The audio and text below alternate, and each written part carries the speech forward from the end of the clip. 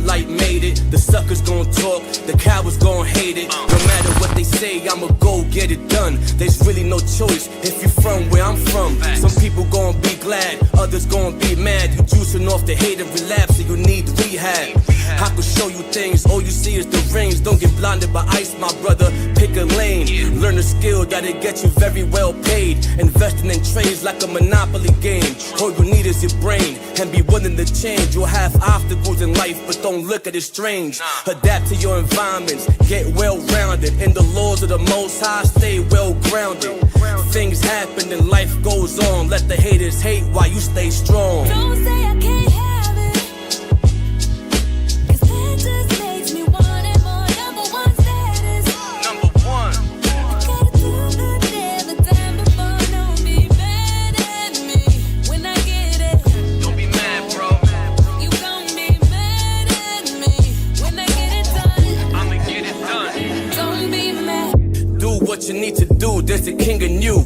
But if talent don't work, it won't be useful. I remember the times, the free school lunch. Whatever we didn't eat, moms took it for our brunch. Pops was working hard, now I know how it feels to have extra. He used to bring us meals on wheels. If you know, you know. Free things was a major help. That's why anytime I get, I always try to help. Those who are in need, who know are sincere. It makes me feel good when they smiling from ear to ear. Let them be mad, I'm bearing my cross. All my failures was a lesson, never counted a loss. Edomites make way, cause they know I'm a boss. Sitting in the Lambo, while they sit in the porch. And they wondering how, so they try to converse. The ones that smile in your face are usually the Don't worst. say I can't have it, 'cause that just makes me want it more. Number one status. Number one.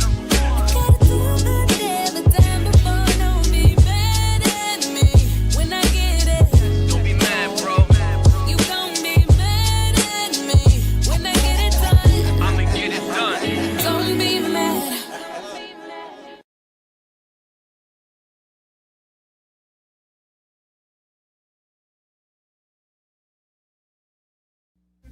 Abanawa, Shabashamayim, Kwadash, Hayah, Shamka, Yahweh, Malakwatha, Taba'a, Ratazaka, Hayah, Aisha, Ba'aratazar, Kowa, Hayah, Bashamayim, Lathananawa, Lacham, Kal, Yawam, Wasalachnawa, Chaubwathnawa, Kasalachnawa, Chaubwathinawa, Wala'a, Tabia Anawa, Manasaya 1, Abal, Hawashainawa, Mayan, Rai, Kaya, Laka, Hamalakwa, Wa'ala, Wa'atapa Arath, La'ai Walamyam, Aman.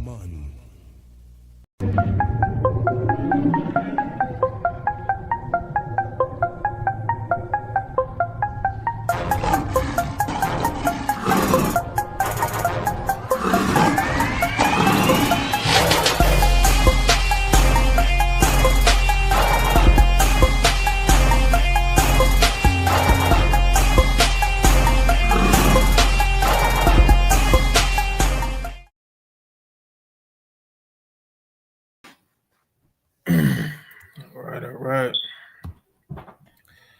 Hey, Shalom, y'all. Shalom. All praises to the Most High. And all praises to the Most High. Give all honor, glory to Yahweh by way of His Son, Yahweh Shai. Definitely glad to be here, man. Glad to be here another Sabbath. Right. And then not only the Sabbath, man, it's the new moon as well. So happy new moon to those that's observing it at the same time as we're observing it. So Shar Shabbat and Shar Yerat Kadash. All right. So you want to go ahead and get in there? Shalom, everybody. Happy new moon to everybody. And glad to be here. Glad it's the Sabbath. And I'm ready to get going with you, brother. Come on. All praises, man. So, yeah, we're going to go right into it. You know, Most High put it on my spirit to kind of just talk about this particular topic, right? As those that did see the thumbnail, right? You had all those, you know, those devices, the phone device, radio speakers, TVs, right? And it had the little evil face to it, right? So, you know, I had the image created to kind of match the those are the type of things that we're feeding our spirit, right? And in this particular class, we're kind of going more so into music, you know what I'm saying? Because the big question as far as the title of this class, like what are you feeding your spirit? More so pertaining to what are you feeding your spirit during these feast days, right? During our high holy days. You know, are you just coming to grab some food, you know what I'm saying, and you know, maybe talk and laugh with the brothers, or are you coming for some edification, right? Because edification should be brought out. That should be the first thing brought out first, right? Just like any other, when we're keeping Passover, what do we do first before we partake in the lamb, right? We read in Exodus, we go over scriptures, right, to bring that remembrance to mind, you know what I'm saying, to why the purpose of why we're celebrating, the purpose why we get to laugh, drink, eat, so on and so forth, right? That should be brought out at some point, you know what I'm saying? So it's definitely one of those things. And I'm not saying that, you know, because you definitely have, you know, groups that may grab a hall, you only have it for a certain amount of hours, right? You know, those groups, the ones that I know personally, you know, they do their Bible scriptures, they do them at home, you know what I'm saying, or they link up or Zoom call via Zoom call, whatever it may be, right? They still get, you know, get it out, you know what I'm saying? And then they gather together and they use that time to literally just enjoy one another, right? So you should do it at some portion, right? Some portion of the day, you should definitely be feeding your spirit with the scriptures, right? Now, we're not saying that you can't have a good time listening to music or anything like that, right? Because we know that was a part of everything, right? That was a part of everything. So let me share my screen real quick. Share my screen. Share the entire screen, audio. All right, because I want to share something, right? For those that haven't seen the movie Sinners, right? I'm gonna share a scene in Sinners, right? And just want y'all to just pay close attention, right? For those that have seen it, hey, it's all good, but you know, and if you haven't seen it, hey, definitely check it out, check the whole movie out. But I just want to show this scene real quick. And y'all let me know. Mike Olive, you can check the chat. Just let me know if they can hear it because I'm gonna pause it. I've been hearing about this one particular young man all day. All right, can y'all hear it?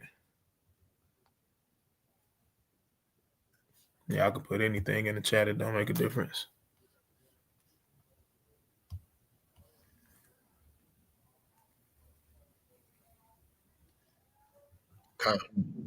Okay, all praises. Let me start back over.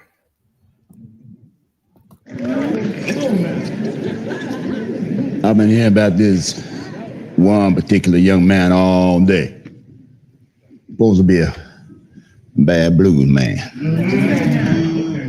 Preacher boy, yeah, come on here, man.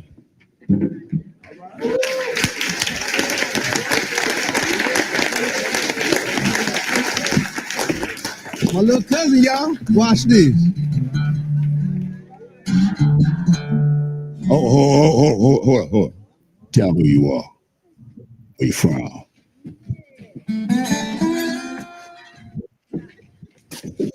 I'm Sammy Moore.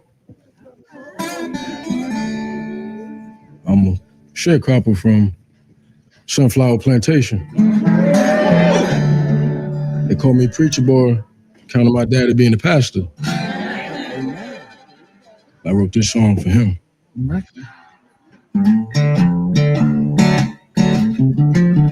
Something I've been wanting to tell you for a long time.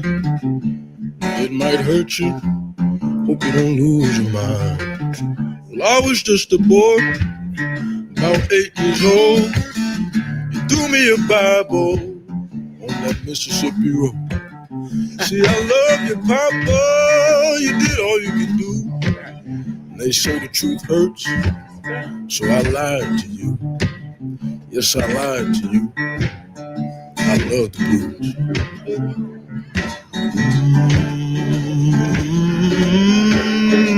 Y'all move your feet now. Come on now.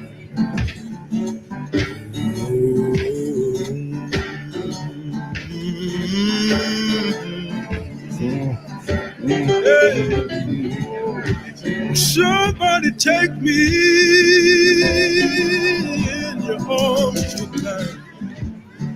All right. Somebody take me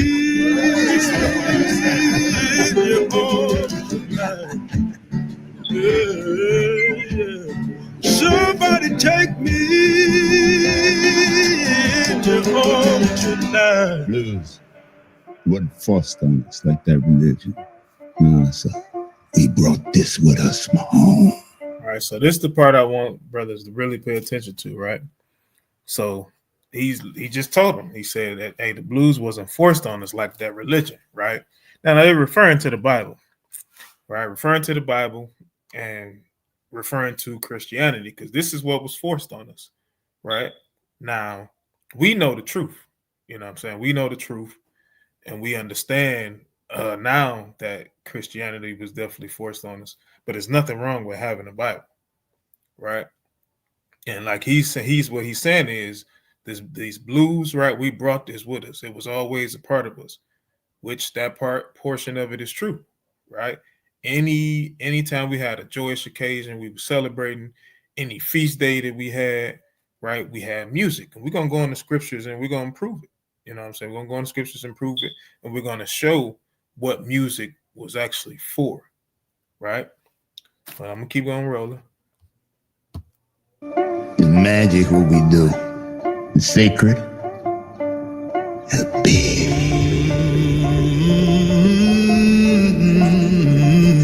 There are legends of people born with the gift of making music so true it can pierce the veil between life and death, conjuring spirits from the past Somebody take me and the future. Somebody take me in your arms tonight. Somebody take me.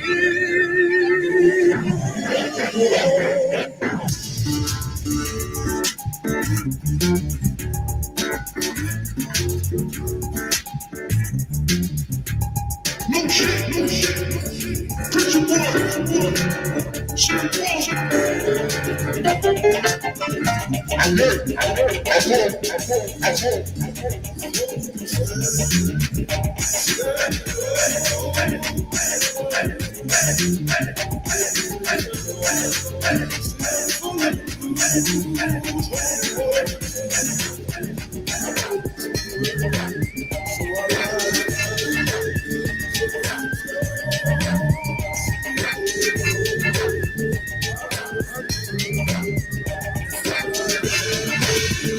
I love the blues. I love the blues.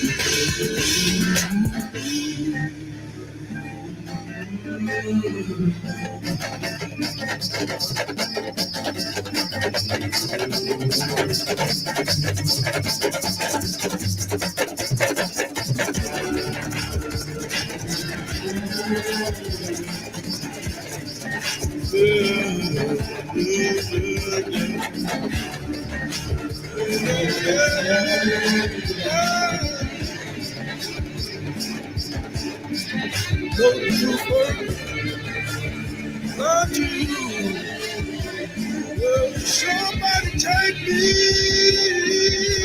in your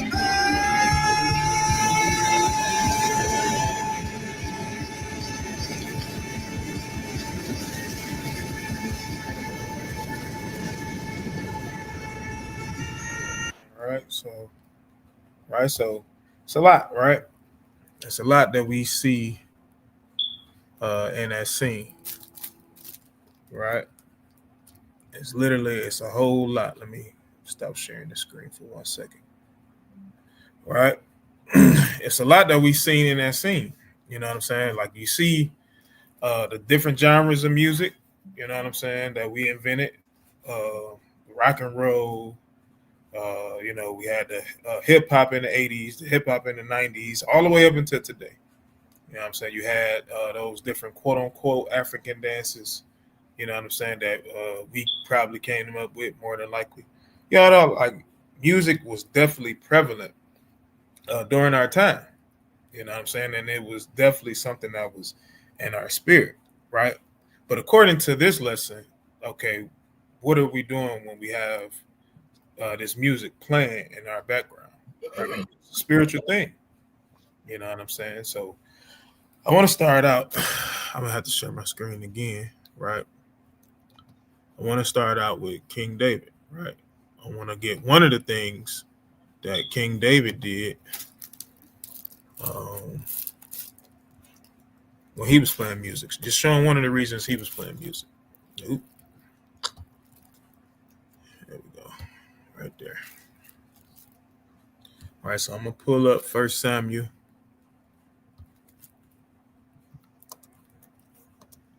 Chapter 16, and I'm going to verse 23.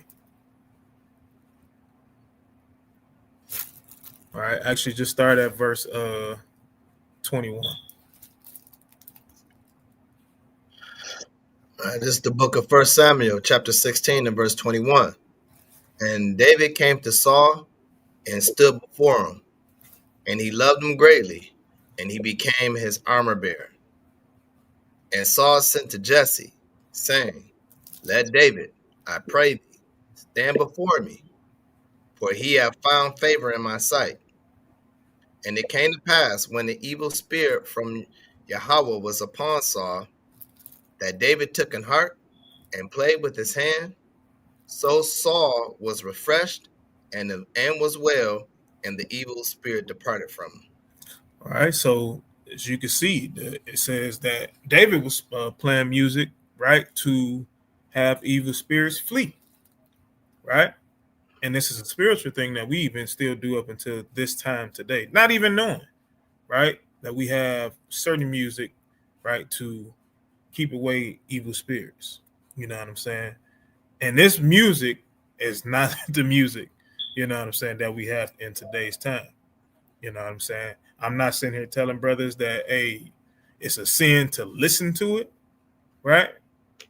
But we're gonna dive deep into that. But I need for brothers to give me 1 second. I need to or Mike Allah, actually, if you could send Captain Zakaria the link. You'll probably have to email it to your phone. I'm gonna just keep on rolling or whatever. You have to email, take it from here, email it to your phone, and then like text it to him. All right. So I'm gonna go back. Right. So, right. So that's the reason why David had music, right? So let's go into. Let's go. I want to go to Chronicles. And I had all of this. Right, so 1 Chronicles. All right, I'll go on to Chronicles. And I'm going to go to chapter 6.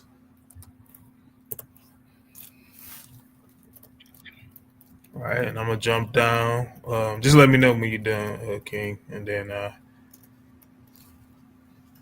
let you take back over on the reading. Right, so 1 Chronicles chapter 6 and verse number 31.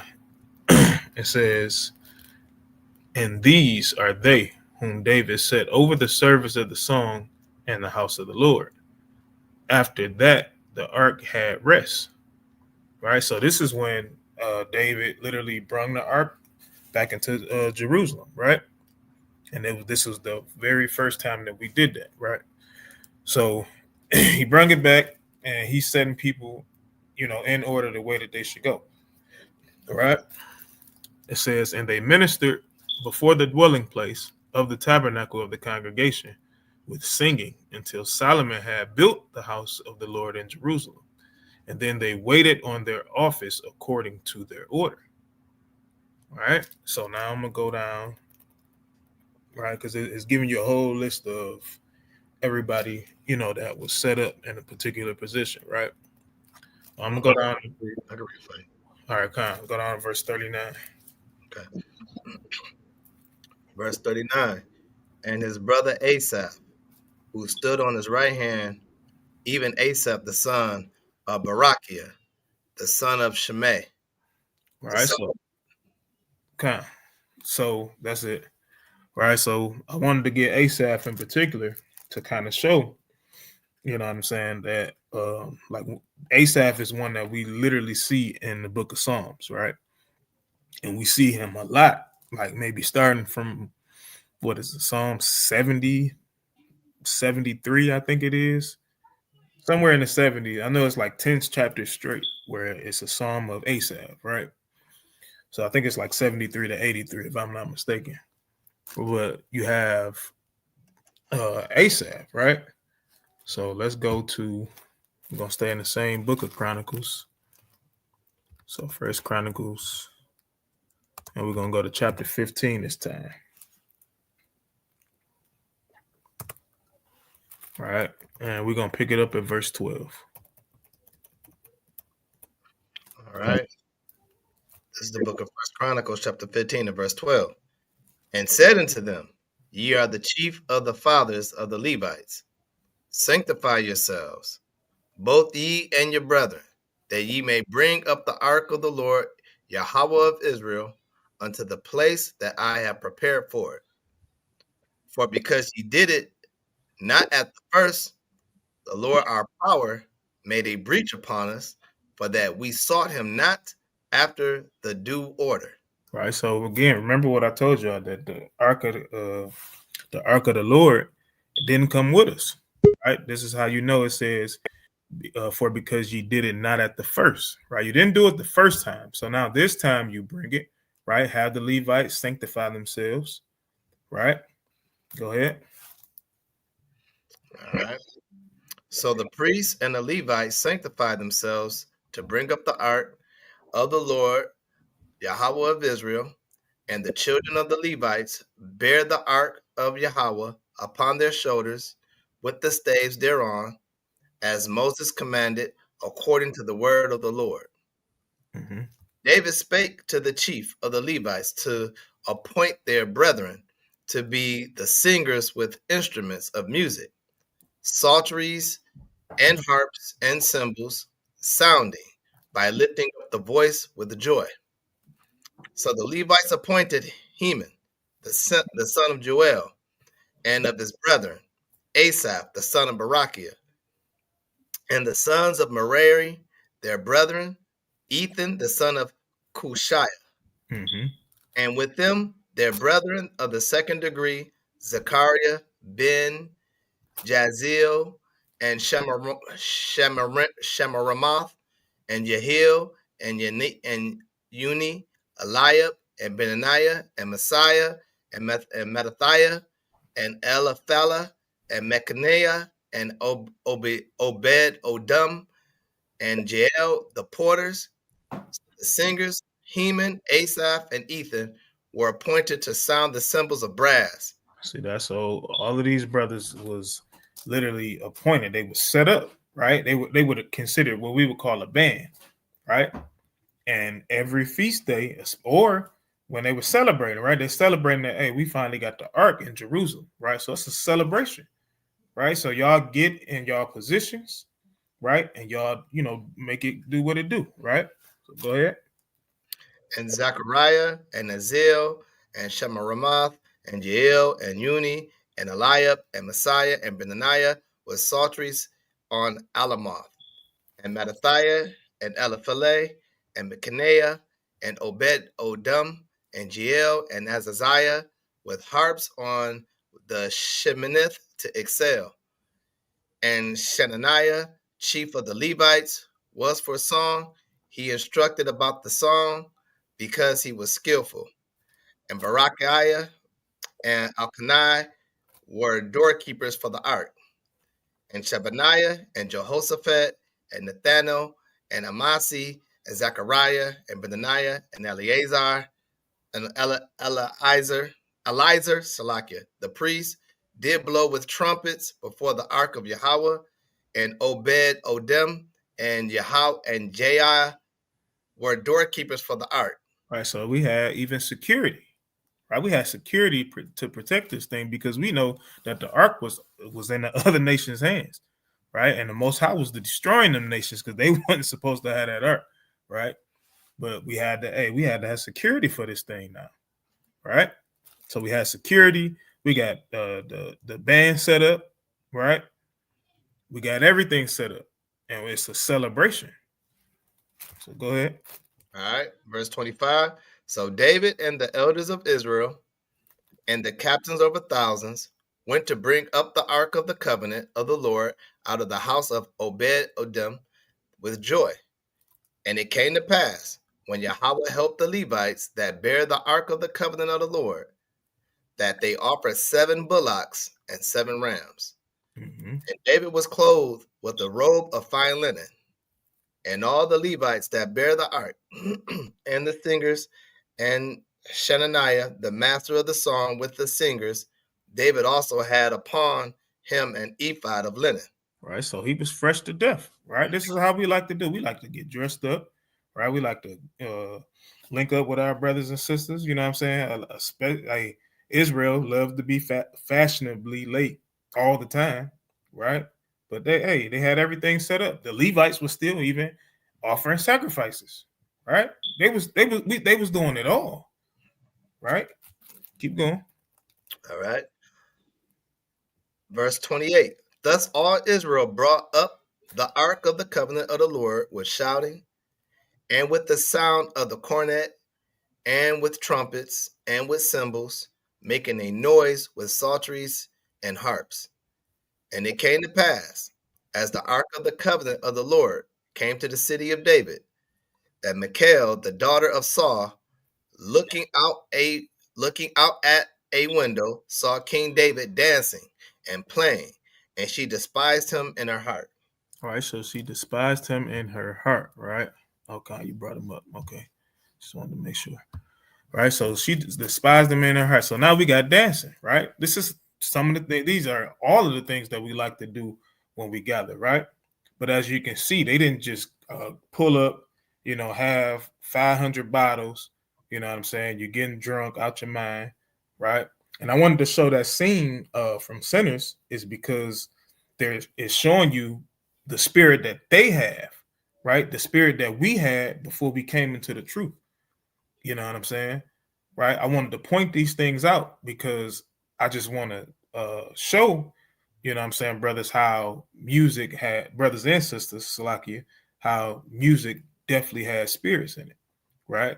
And we should definitely, you know what I'm saying, if we're not in the right spirit, right, in the spirit of literally learning why we're celebrating, you know what I'm saying, versus just coming together, playing some music and just, going home late at night after, having a few drinks, you know what I'm saying, and you just think you're just doing it just to have fun. No, we're doing it in remembrance, right? So in the midst of this feast of dedication, we need to know exactly why, right? Which is why you had, Priest did the class last week on Feast of Dedication. You had later that day, you had Elder Zahab come on and read the story of the Feast of Dedication to literally show why we're keeping it. So we're not just doing this thing in vain, or it's just a time to turn up.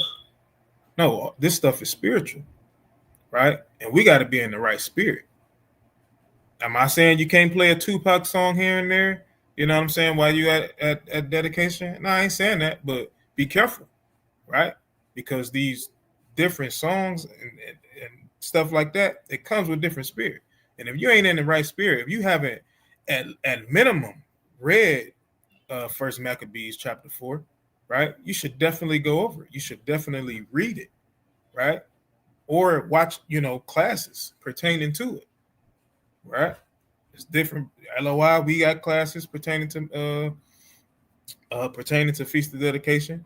Other camps, they got classes. Brothers is putting out pertaining to Feast of Dedication. We should definitely be in the right spirit, right? Even if we do play, these different songs. All right.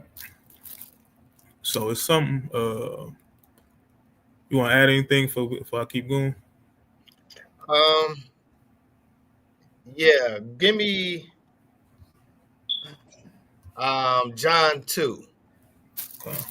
John 2. Make an example out of that right there, because we know what the scripture says about having the parties, how we come together.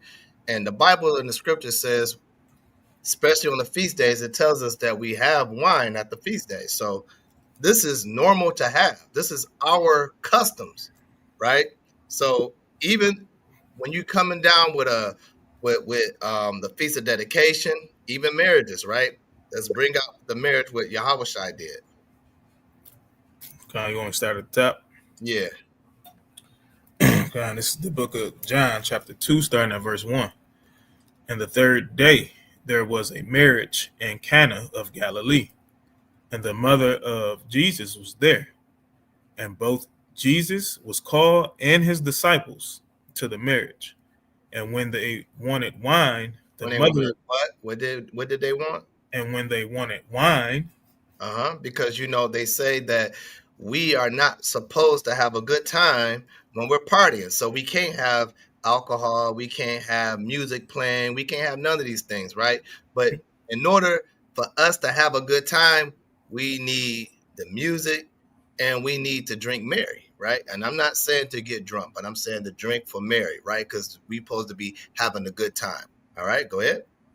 And they wanted wine. The mother of Jesus saith unto him, they have no wine. Right, go ahead.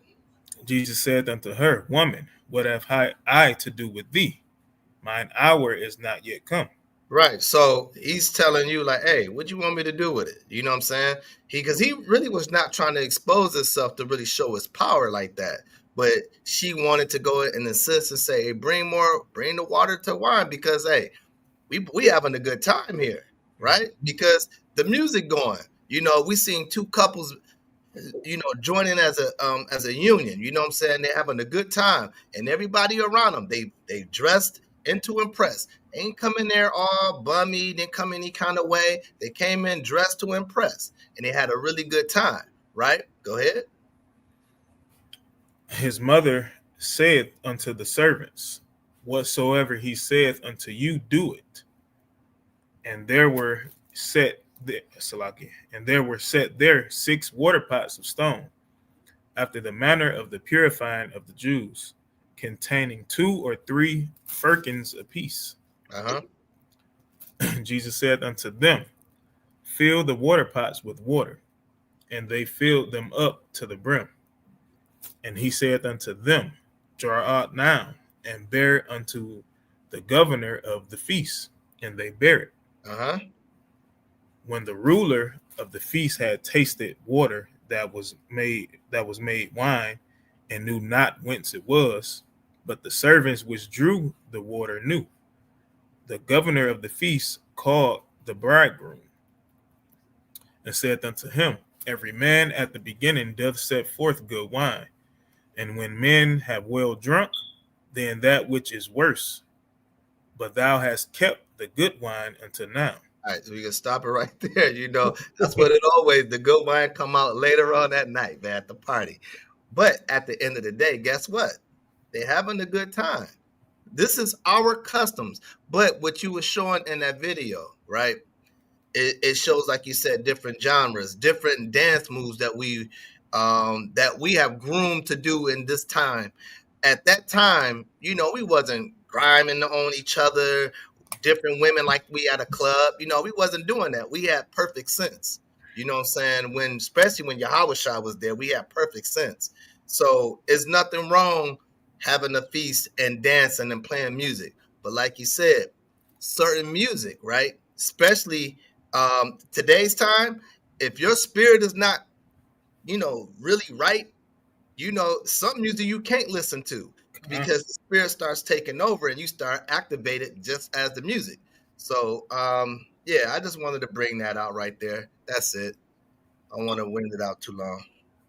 Okay. All right. So let's go to before I go, Zakaria, are you good? You want to add anything, or you good? Nah, your brothers are doing perfectly. That's exactly what it is. I would just continue on reading where he's at because it's only a couple of more verses to read down. Mike Allah, you stopped at 10, John 2 and 10. Yeah. Yeah, because I would just continue on reading because it says what first Passover, cleansing the temple.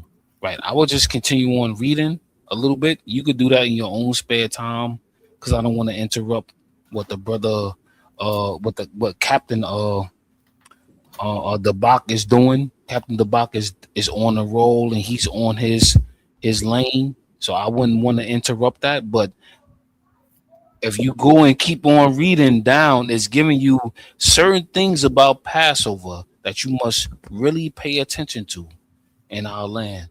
Go ahead, Lord. Come on, all praises, right? But hey, anytime you want to, hop in there, it's all good, right?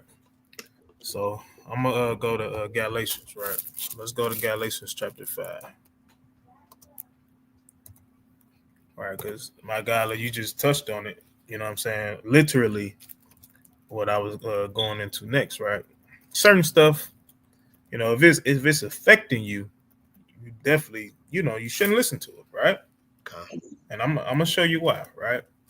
So let's start at verse 16, Galatians 5 and 16. All right. This is the book of Galatians, chapter 5 and verse 16. This I say then, walk in the spirit, and ye shall not fulfill the lust of the flesh. Right. So if we're walking in the spirit, if we're literally, understanding why we're keeping feast of dedication, right? Understanding why we keep the new moon, understanding why we keep Passover, right? So on and so forth, right? Then we're not going to fulfill the lust of the flesh, right? Go ahead. For the flesh lusteth, for the flesh lusteth against the spirit, and the spirit against the flesh, and these are contrary the one to the other, so that ye cannot do the things that ye would. Right. So we understand that, right? We understand that, hey, the spirit is willing, but the flesh is weak, right? We know that they battle with each other all the day long, right? So especially for a brother that's coming, fresh from the world, we literally will tell that brother, especially like if the club scene was his thing, right? We have to tell that brother, hey, you need to stay away from that, right? You don't need to listen to none of the music. You know what I'm saying? Why? Because it puts you back in that mindset. You know what I'm saying? It takes you back, especially when you add, wine or strong drink into the mix, right? It takes you back, right? So we got to watch what we're literally feeding our spirit. You know what I'm saying? Because it will have you drawn back to the point where now you are in sin, right? And don't even know it, right? So let's keep reading. All right. Verse 18. But if ye be led of the spirit, ye are not under the law. All right, go ahead. Now the works of the flesh are manifest, which are these: adultery, fornication, uncleanness, lasciviousness, idolatry, witchcraft, hatred, variance, emulations, wrath, strife, seditions, heresies. Right. All of these things come about, right? You're not feeding your spirit the scriptures. What we should be feeding our spirit first and foremost before we sit there and want to turn on the radio, right? Before we sit there and want to flip open our phone and scroll, right? Because again, this is how this music comes about. Whether you're playing it from a phone into the speaker, whether you're playing it from a tablet, whether you're playing it from a TV, if you just have the TV and you're using the TV speaker, right? It's music coming from it, right? Or you may be watching videos. You know what I'm saying? You sitting in the back of the class, you got your headphones in while brothers up there bringing out scriptures, and you on your phone on Instagram and stuff scrolling, right? And you're watching different videos that has nothing to do with the reason you gathered together. You just waiting on brothers to be done so you can grab something to eat and get something to drink, right? All of these things can creep upon you, right? They're going to creep upon you when that music get to going, right? When food is passed out, when you're done eating, you get to drinking, the music get to going. Next thing you know, you in all of these things, right? We're going to read down to 52, and I want to play something. You said read all the way down Yeah, to 22, Salaki, 22, not 52. Gotcha. All right. Verse 20. Oh, no, 21. Verse 21. Envyings, murders, drunkenness, revelings, and such like of the which I tell you before, as I have also told you in time past, that they which do such things shall not inherit the kingdom of Yahweh. Right. So go ahead. But the fruit of the Spirit is love, joy, peace, long-suffering, gentleness, goodness, faith, meekness, temperance. Against such there is no law. Right. And so we can stop right there. Right. Actually, matter of fact, Salaki, read down to verse 25. Let's keep reading. And they that are Christ have crucified the flesh with affections and lusts. If we live in the Spirit, let us walk in the Spirit. All right. So if we live in the Spirit, we need to walk in the Spirit. Right. We need to understand why it is that we're gathering. Right. Because we got to know that the people of the world, they have no clue. They'll sit here, they'll watch this and say, hey, what's wrong? What's wrong with listening to music? What's wrong with a little Jay-Z, right? What's wrong with a little Nas? You know what I'm saying? What's wrong with a little, Ludacris or whatever the case may be, right? Any artist you can think of. What's wrong with that, right? So I want to show something. You know what? Go to real quick on verse 21 is revelings, right? Go to the word reveling, put it up in the Greek text of it. And just can I be heard? Can you hear me? Okay. So just to add to that too, read down to when you finish that, read down to 22. Because we need to point out something in 22. I'm listening. Okay, come. All right. So the word reveling, just go all the way down. Just go to the outline. Okay. Right. So these are the things that we see today, right? It says a nocturnal, riotous procession of half drunken and for frolicsome. Yeah, thank you for saying it. Fellows who after supper parade through the streets with torches and music in honor of Bacchus, of some of the deity, and sing and play before houses of male and female friends, hence used generally of feasts and drinking parties that are protracted till late at night and indulge in revelry, right? This is what we see Friday nights and Saturday nights. You go into the clubs and you're there, what you're doing. You go in there to listen to the music and find women, or the women trying to find men.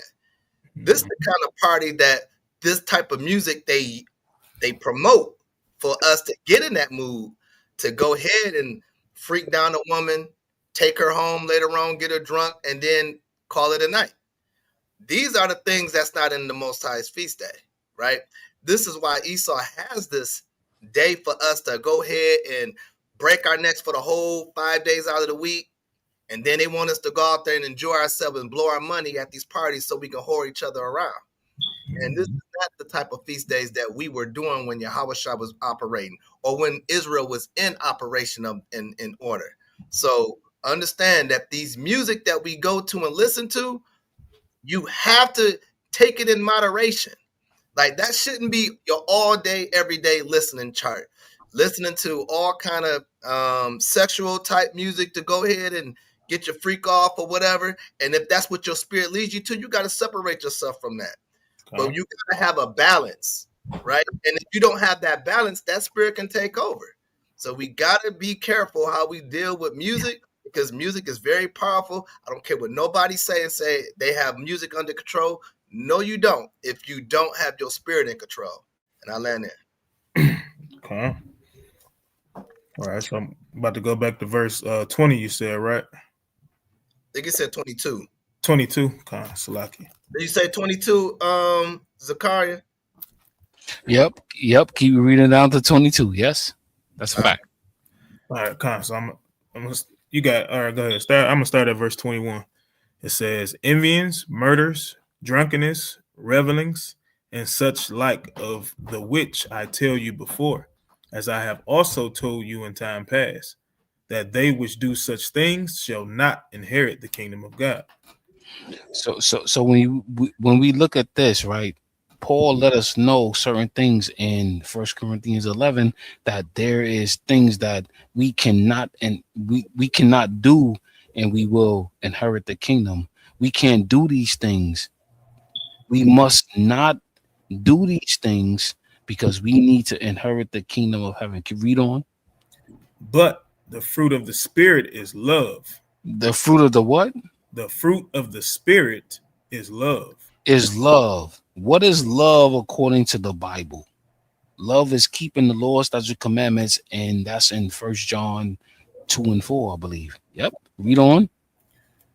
Joy, peace, long suffering, gentleness, goodness, faith, meekness, temperance. Against such there is no law. Hold on, wait. It says what and what? Meekness, what? Temperance. Against such there is no law. So wait, let's go to Luke 8 and 15. Pull it up on the screen. Luke 8 and 15. Because we got to understand something, right? It's speaking specifically about certain things that we must be in line with. Read that for me, King. It's the book of Luke, chapter 8, verse 15. Read, Captain. But that on the good ground are they, which in an honest and good heart have what? Hold on, wait. An honest and what? An honest and good heart. You must be honest and of good heart. You can't do it the way you want to do it. You can't say, you know what, I'm gonna do whatever. No, it's read that again, King. But that on the good ground are they, which in an honest and good heart. So in order for you to be on honest and good heart, you got to be on good ground. So let's stop right there. Let's read read verse 14 first. Okay. All right, verse 14. And that which fell among thorns are they, which when they have heard go forth and are choked with cares and riches and pleasures of this life. Wait. Pleasures of what?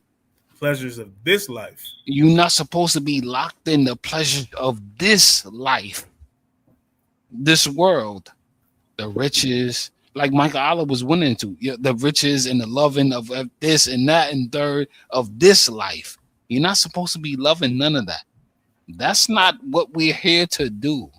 We're here to do what the Most High commands us to do, right? Loving this world is not part of what the Most High commands us to do. We must remove ourselves from that. Read that again from the King, from the top thing. And Salaki, I don't mean to take over. You're good. Because it's lining up perfect to what I'm going into next. The Most High is at work right now. It's not us. Right. Con. Read that again, King, from the top.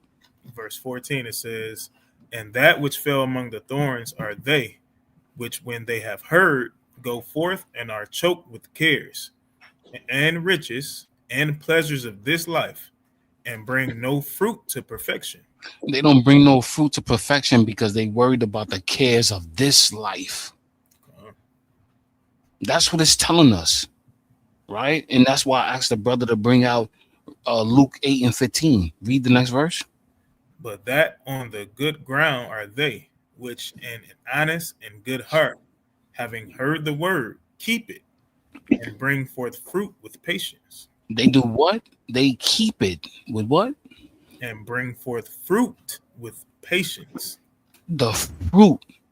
How you come, everybody, because we go on the street and teach, right? So you got to bring forth fruit, right? We come like the brothers in Detroit, Captain DeBach, Sergeant Mike Allah, they go on the street and they teach, right? And they bring forth the good fruit, right? This is what it's talking about. Bring forth that good fruit, right? Bring in them people. Bring in everybody, right? Bring them in. Bid them to the marriage, right? That's what it's talking about in Matthew 22. Bid them to the marriage. Bring them in. And this is what these brothers be doing week in and week out. On the class on Friday, when they go to the camp on Saturday, and they go out and they go and bring them in. This is what it's talking about. Read that again, Deba, for me. But that on the good ground are they, which in an honest and good heart, having heard the word, keep it and bring forth fruit with patience. They keep it and bring forth good work with patience, because these brothers go on the byways and the highways, according to Matthew 22, and bid them to the marriage. But they do it how? In patience. This is part of the fruits of the spirits. And this is what these brothers do week in and week out. And I commend Captain DeBach, Sergeant Mike Allah, because they do this all the time.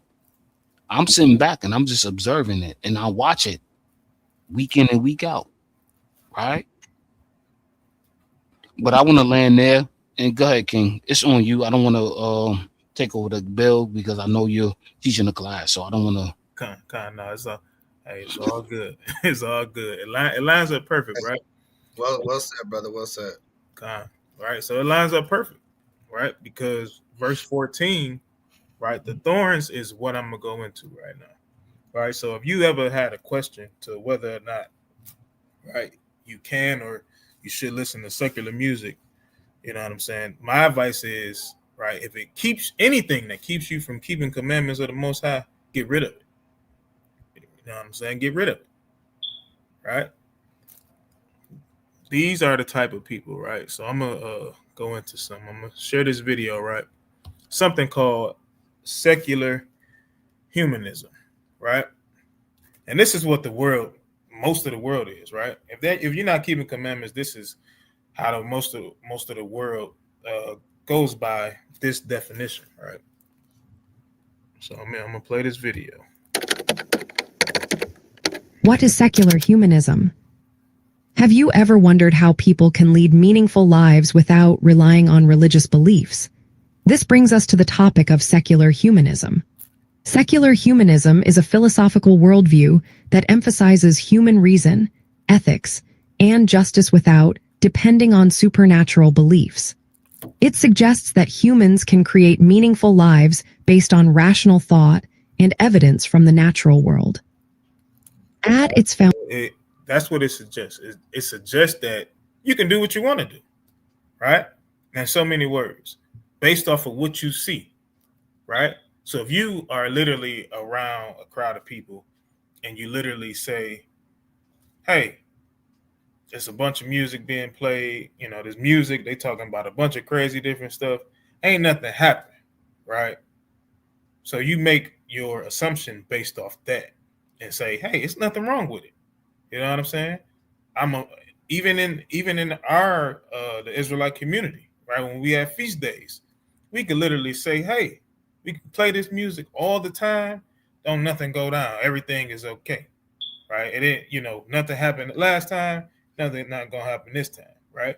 But this is why brothers should be brotherly. This is why we should have certain talks, right? Because brothers and sisters, everybody's not gonna let everything be known, right? You're not gonna let everything be known, but then something happens. Now you behind the 8 ball. You know what I'm saying? So we should definitely be on top of what it is that we want to get out, what it is that we want to teach, right? And make sure brothers and sisters are good, right? Hey, how did you like Passover? Was it anything that you would ask us to change for the next time around? You know what I'm saying? Do you have a problem with the music that's being played? You know what I'm saying? Anything. You know what I'm saying? We need to have these type of conversations, right? Because we never know where somebody's spirit is, right? We don't want to be sucked into this, right? Let's keep going. There's more on this definition. Foundation, secular humanism is grounded in naturalistic philosophy. This means it views the universe and human existence as products of natural processes without any divine intervention. It promotes ethics that focus on human welfare and compassion rather than following religious commands. See that? That's what it suggests. It suggests compassion, right? You caring about somebody's feelings, right? But we understand that Isaiah 58:1 tells us not to spare no feelings. We don't care. Show our people their transgressions. Show them where they're going off at. Right? Let's keep going. Reason and critical thinking are highly valued in secular humanism. It encourages people to question untested claims and remains open to new ideas. This approach supports democracy, human rights, and personal freedom, all while emphasizing social responsibility. Optimism and joy are also key components of secular humanism. It rejects the despair and guilt often found in religious doctrines, instead promoting. Right, you see that? So it says optimism and joy are key components, right? And rejecting despair and guilt often found in religious doctrines, right? Because you had such a good time, it's okay, right? Yeah, this music is talking about shooting your brother. You know what I'm saying? Yeah, it's talking about selling drugs to your people, right? But because you get so much joy out of it, you like the beat, you like the way the beat is flowing, you like the brother's flow to it, right? The guilt that you have, because what we teach is, hey, we ain't supposed to be killing our brothers, we ain't supposed to hate our brothers, hate our sisters, hate our children, right? You reject that and say, hey, nah, it's cool. Like, no. Now, can you have fun, right, in these things and still be in the spirit? Sure. But how long is that going to last, right? You got to just sprinkle it in a little here, a little there. You know what I'm saying? And leave the commandments and the scriptures at the forefront of your mind, right? Let's keep going. Promoting hope as a foundation for human flourishing. Artistic creativity and imagination are recognized as essential parts of a fulfilling life. Secular humanism is often described as a man-centered ethical system. In this view, humans are the measure of values and meaning. Since it denies the existence of a higher power to save or judge humanity, it places the responsibility for ethical choices and social progress squarely on human beings. See that? Y'all waiting on the Jesus to come back and save y'all. We got to do this ourselves.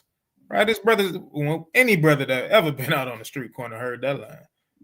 Right? They always say, we got to save ourselves. We got to do it ourselves. Right?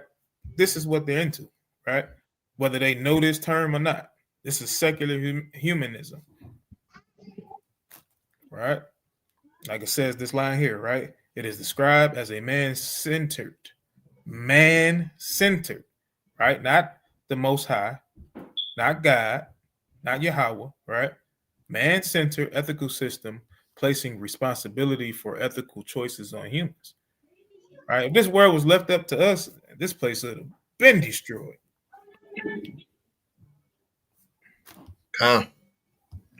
The Amsterdam Declaration, adopted by the World Humanist Congress in 1952 and updated in 2002, outlines the core principles of secular humanism. This declaration emphasizes ethical living, rational inquiry, and the pursuit of personal fulfillment as central goals. In practice, secular humanism influences modern society in various ways. It shapes ethical frameworks, legal systems, and educational approaches. Secular education encourages critical thinking and scientific literacy without religious bias. Its values align closely with freedom of speech, equality under the law, and human dignity. In the context of religious pluralism and secularism, secular humanism provides a non-religious life stance that coexists with diverse religious beliefs. It advocates for a public sphere guided by reason and shared human values, rather than theological doctrines. In essence, secular humanism is a comprehensive worldview that promotes ethical and meaningful human life through reason and compassion, independent of supernatural beliefs. It plays an important role in contemporary discussions about religion, ethics, and society. Right? So that's what you'll be into, right? And if you're not careful, let's go back to Galatians real quick. Galatians chapter 5, because this is what you'll end up into, right? So pick it up at verse 19. All right. This is the book of Galatians, chapter 5 and verse 19.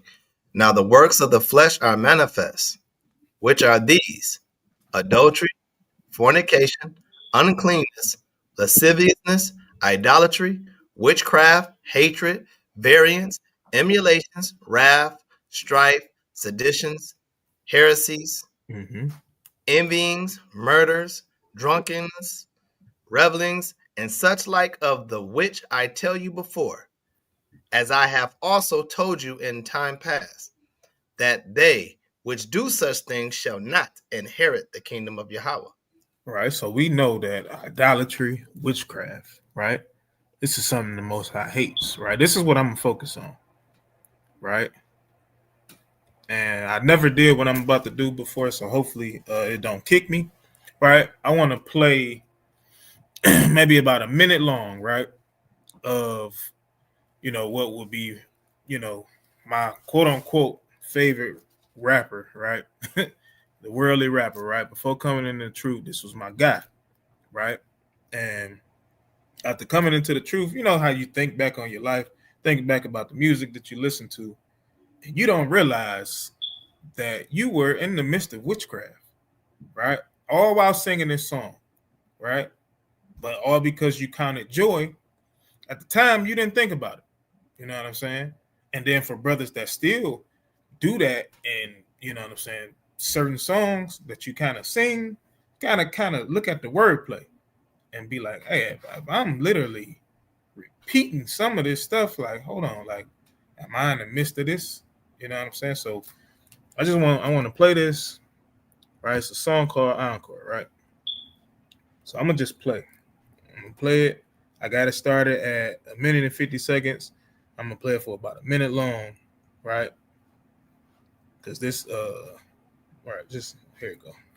I saw I conquered from record sale, sold out concerts. So motherfucker, if you want this encore, I need you to scream till your lungs get sore. All right, so he's saying if you want this encore, if you want me to come back, right? If you want me to come back out and you want me to continue to rap, right? I need you to scream until your lungs get sore, right? So let's keep listening to it to see what he wants you to scream. This man is mean. He's killing all y'all jive turkeys.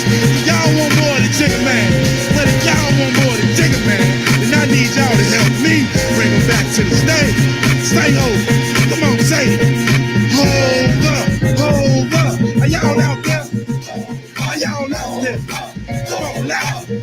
Yeah. Now see, that's what I'm talking about. All right, I lied. I'm not gonna listen to that for a minute, right? Because after coming into the truth, I realized how disrespectful that was, right? Because we know that the English translation of Yahweh's name, right, is Jehovah. And for short, he's telling you he's calling himself Hova. He's wanting you to chant Hova, right? And we know that chanting is a part of witchcraft, right? When you're chanting something, right, you want it to literally happen. You want it to manifest this stuff, right? And if you're chanting Hova, Hova, in a sense of bringing Jay-Z back to the stage so he can finish rapping to you, you're in idolatry. You are in witchcraft, right? You're in the midst of it, right? And that was something that I didn't realize, you know what I'm saying, before coming into the truth. And it's like, man, it's already disrespectful enough that he's calling himself over, right? And then he has you chanting this for him to bring him back. It's like, man, it's crazy the things that we were into not even knowing, right? And the things that we into, it has names, right? The secular humanism, right? We not even, some of us ignore it, and then others just don't know that that's what they're into, right? So some of our forefathers, right? Some of our forefathers did it, right? So I'm gonna go to 1 Corinthians real quick because I just want to draw a correlation, right? Before we get to our forefathers. Oops. I want to draw a correlation because we know that in 1 Corinthians chapter 8, we know that this thing is going into food sacrifice to idols, right? But I want to bring some wisdom from it. All right, I want to bring some wisdom from it. So let's start at verse 7. All right. This is the book of 1 Corinthians chapter 8 and verse 7. Howbeit, there is not in every man that knowledge, but some with conscience of the idol unto this hour eat it as a thing offered unto an idol. Mm-hmm. And their conscience being weak is defiled. Right. So some of us listen to this music, right, to this very hour, right? And we do this thing and we're literally sacrificing our time, right? We're sacrificing our time and we're making these music moguls our idols, right? That's what we call them. Hey, my idol is such and such. When I'm growing up, my idol was such and such. I wanted to be just like them, right? Keep going. Verse 8, but meat commendeth us not to Yahweh, for neither if we eat are we the better, neither if we eat not are we the worse. Mm-hmm. But take heed, lest by any means this liberty of yours become a stumbling block to them that are weak. Right. So if you're basically take heed, right? Because now this is for the brothers that it don't affect your spirit, right? More times not, it's actually all the time. Or now I'm not gonna say all the time, right? But more times than not, it's the seasoned brothers, right? It's the seasoned brothers. They can hear a song or whatever. We know that the song is kind of off or whatever, but we, kind of nod your head to the beat or whatever. But it's not a stumbling block for you, right? It don't cause you to go back into a certain lifestyle, right? Or to have that mind frame of a certain lifestyle that you used to have, right? It's not a stumbling block for you, but it is for other people, right? So, right, again, I want to reiterate just in case anybody coming in. I'm not talking about 1 Corinthians chapter 8 as if, I'm giving a breakdown of what this is talking about, right? I'm just drawing wisdom from it and having it correlate with the class, right? So take heed of it, right? Because it could be a stumbling block to those that are weak. So if we're playing this type of music and brothers and sisters have an issue with it, hey, take heed. Watch what you're doing, right? Keep going. All right, verse 10. But if any man see thee which has knowledge sit at meat in the idol's temple, shall not the conscience of him which is weak be emboldened to eat those things which are offered to idols?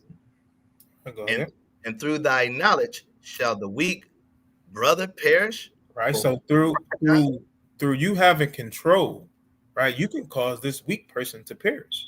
You can cause this person to commit sin. All right, go ahead. But when ye sin so against the brethren and wound their weak conscience, ye sin against Yahweh. See that? Hey, it's counted as sin unto you because you had somebody go off, right? Without being sure, without checking on brother or sister, right? Go ahead. Wherefore, if meat make my brother to offend, I will eat no flesh while the world standeth, lest I make my brother to offend. Right. So, hey, that's how we got to be. If my brother is offended that I'm listening to this, right, First off, I gotta let it be known. Right? That's the first thing. Secondly, hey, the next thing is the brother gotta literally honor that. Like, hey, if you need me to turn this off because it's making you feel a certain way or you feel a certain way about this being played, hey, I have to turn this off, right? Because during our feast days, right, we're feeding our spirit. We're feeding our spirit with the love that we have for one another, right? You want to kick it with your brother, your sister, you know what I'm saying, over a drink, you know what I'm saying, over some food, and we're feeding our spirit. But again, what are we doing? Right? If it's not unto righteousness, what are we doing? If a brother is feeling the way, hey, again, let that thing be known. All right, so let's go. Y'all can get in there if y'all want to. It's all good. Okay. Let me get Matthew 5:23. Okay.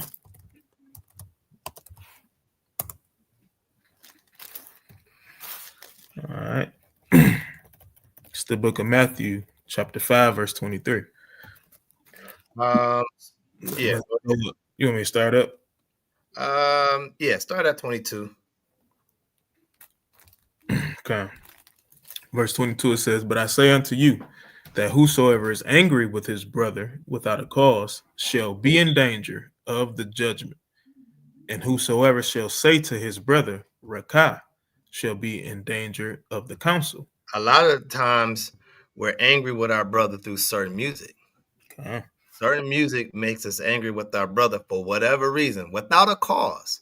You know, like when we were growing up, you pulling up, like, you know, you going to the club or whatever, and everybody on chill mode before the club starts. But once we get in the car, you know, you got the liquor in the car, you got the weed blazing, and you got the music blasting. And guess what? 99% of the time, when you go into the club, you're not listening to some soft music. You already listen to something to rep your energy up. You know, you already can't wait. You got some really hard banging on. You got Jeezy playing T.I. or whatever. You got those type of music playing, the dark music, going to the club. And a lot of that music we already amped up before we walk in there, and we're ready to go ahead and start some stuff. And a lot of us say, I ain't here for no problems. I'll come here to chill. But understand, the music that you just left out of your car, it's on you. This is why the other brother or sister look at you with a problem. Why? Because you got that spirit on you that you was listening to, what you were carrying. Rather, if you believe that or not, the music has spirits. The beat itself has a spirit. The words definitely is the spell. This is where the witchcraft kicks in, right? Because you're doing things not even realizing. So you are already in the danger of judgment without a cause with a brother. And you're looking at your brother as a rocker, which means consider as a fool, right? Go ahead. It says, shall be in danger of the council, but whosoever shall say thou fool shall be in danger of hellfire. Right. And that fool is not talking about just saying like, man, look at this fool. No, this fool is like, hey, taking it to a whole nother level, you know, creating problems. Go ahead. Therefore, if thou bring thy gift to the altar. So when you now are converted over to this truth, right, you don't have to listen to some crazy music just to go ahead and have yourself amped up to come to God's feast days. Okay.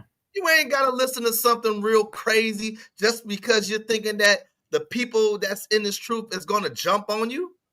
Like brothers and sisters, 90% of the time, well, I'll say 100% of the time, what I've been around on the feast days, it's always been peace. It's been nothing like it. It's been nothing like it. It's always been, we all get along, we all laughing, we can toast it up, we can go ahead and vibe to the music. We ain't worrying about another brother trying to holler at my man's wife. We ain't looking for a brother that's staring at you far away at the corner, looking like you want to do something for whatever reason, you know, because he's already had that spirit.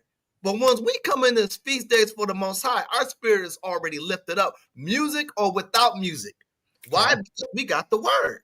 God, hey, we had literally what was it? Our second Passover. We didn't have no music. God. We didn't have no music and still Right. had a good time, man.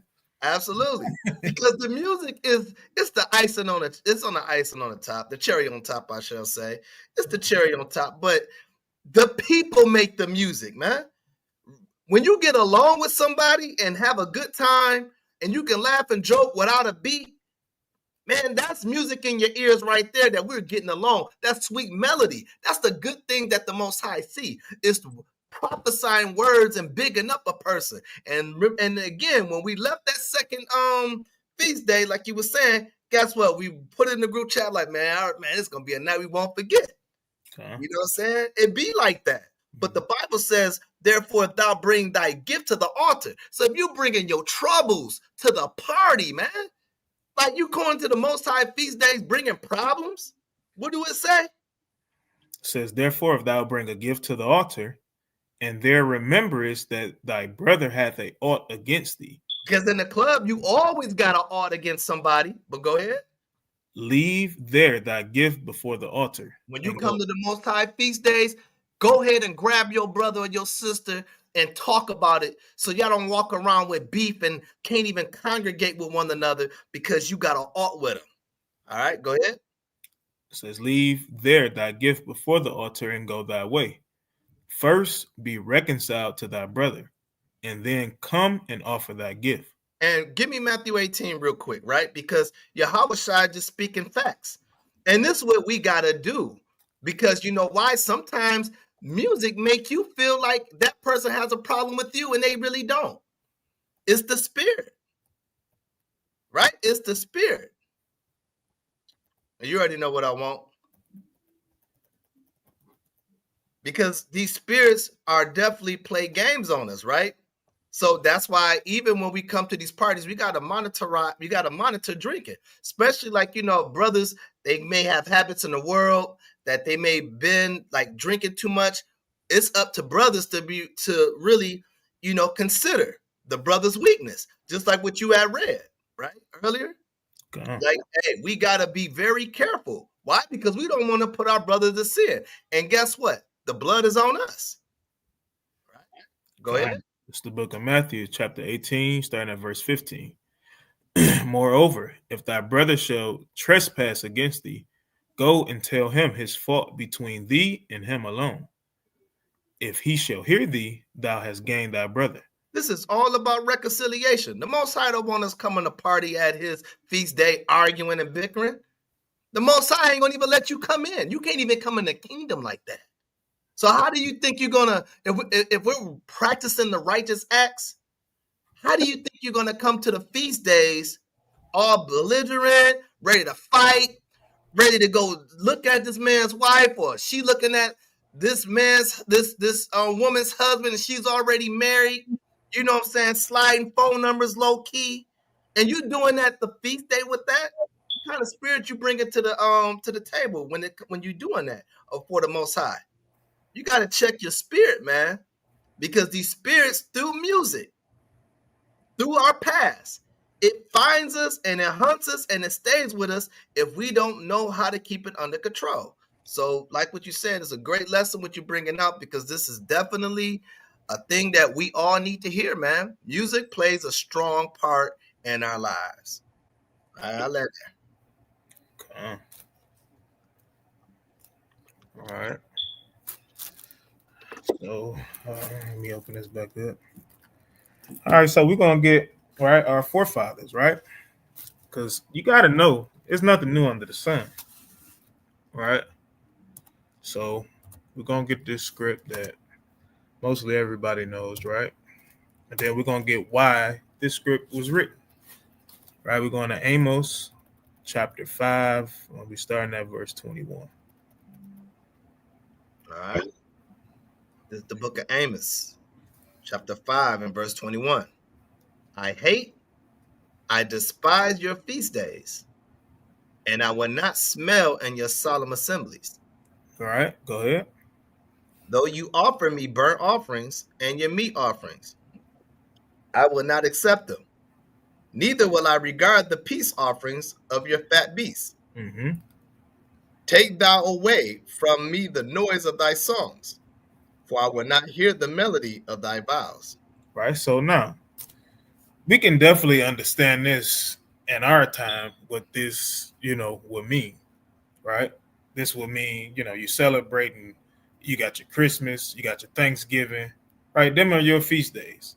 We know damn well that Yahweh despised them, right? But guess what? Before that stuff came about, right? We have forefathers that did certain things, right? We have forefathers that did certain things, and we're just going to show this. All right, so we're going to go to 1 Kings chapter 12. All right, we're going to pick it up at verse 32, right? Because we had somebody, actually, we're going before verse 32. Let's start at verse 16. All right, this is the book of 1 Kings, chapter 12, and verse 16. So when all Israel saw that the king hearkened not unto them, the people answered the king, saying, What portion have we in David? Neither have we inheritance in the son of Jesse. To your tents, O Israel. Now see to thine own house, David. So Israel departed unto their tents. All right, so this is when we were split. Like, hey, we don't have an inheritance, right? Jeroboam is saying, hey, we don't have an inheritance here.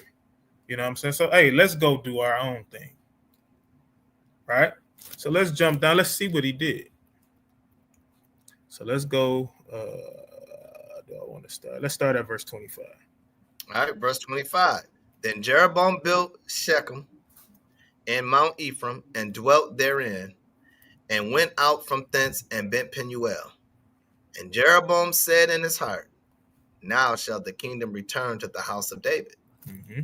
If this house go up to do sacrifice in the house of the Lord at Jerusalem, then shall the heart of this people turn again unto their Lord, even unto Rehoboam king of Judah, and they shall kill me, and go again to Rehoboam king of Judah. All right, so hey, if you do what you're supposed to do, hey, they're gonna kill me. Right? If you go up to Jerusalem like you're supposed to do on the 3 high holy feast days, right, where it was commanded that all men should appear before the Lord. If you go do that, hey, then everything is going to go back to the way it should be, right? And they're going to kill me because I'm in idolatry, right? Go ahead. All right, verse 28. Whereupon the king took counsel and made 2 calves of gold and said unto them, It is too much for you to go up to Jerusalem. Behold thy gods, O Israel, which brought thee up out of the land of Egypt. See that? He took counsel and got into idolatry, into witchcraft. Right? Go ahead. And he set the one in Bethel, and the other put he in Dan. Mm-hmm. And this thing became a sin. For the people went to worship before the one, even unto Dan. All right, go ahead. And we made an house of high places, and made priests of the lowest of the people, which were not of the sons of Levi. And Jeroboam ordained a feast in the 8th month, on the 15th day of the month, like unto the feast that is in Judah, and he offered upon the altar. So did he in Bethel, sacrificed it unto the calves that he had made, and he placed in Bethel the priests of the high places which he had made. See that? So he took, right, the Lord's feast day, right? He took Feast of Tabernacles, and he changed it from the 7th month to the 8th month, right? And he offered sacrifices unto some damn golden calves, right? And when he did that, he had music. I'm sure they was listening to music. They was partying. They was doing all sorts of things, right? Which is why I mentioned in verse 31, it says that he made a house of high places and made priests of the lowest people that ain't even supposed to be priests, which were not of the sons of Levi, right? Now we see when David did it in 1 Corinthians, when we read earlier, They were literally from the tribe of Levi, right? They did sacrifices, right? They did the service of sacrifices. They did the service of singing. They did all of that. So these people that he made priests, he made them to do the same thing, which is why Amos would even prophesy that, hey, I hate your feast days. The Lord says that he hates your feast days, right? He will not smell in your solemn assemblies. The Most High wasn't taking this in. This is why he says, hey, take away the noise of thy vows, right? I don't even want to hear you playing music. Get that away from me, right? Go ahead. So he offered upon the altar, which he had made in Bethel, the 15th day of the 8th month, even in the month which he had devised of his own heart, and ordained a feast unto the children of Israel. And he offered upon the altar the burnt incense. All right. So, hey, nothing new under the sun, right? We do it now. Right? We do it now. We may call it different things, but we do it now.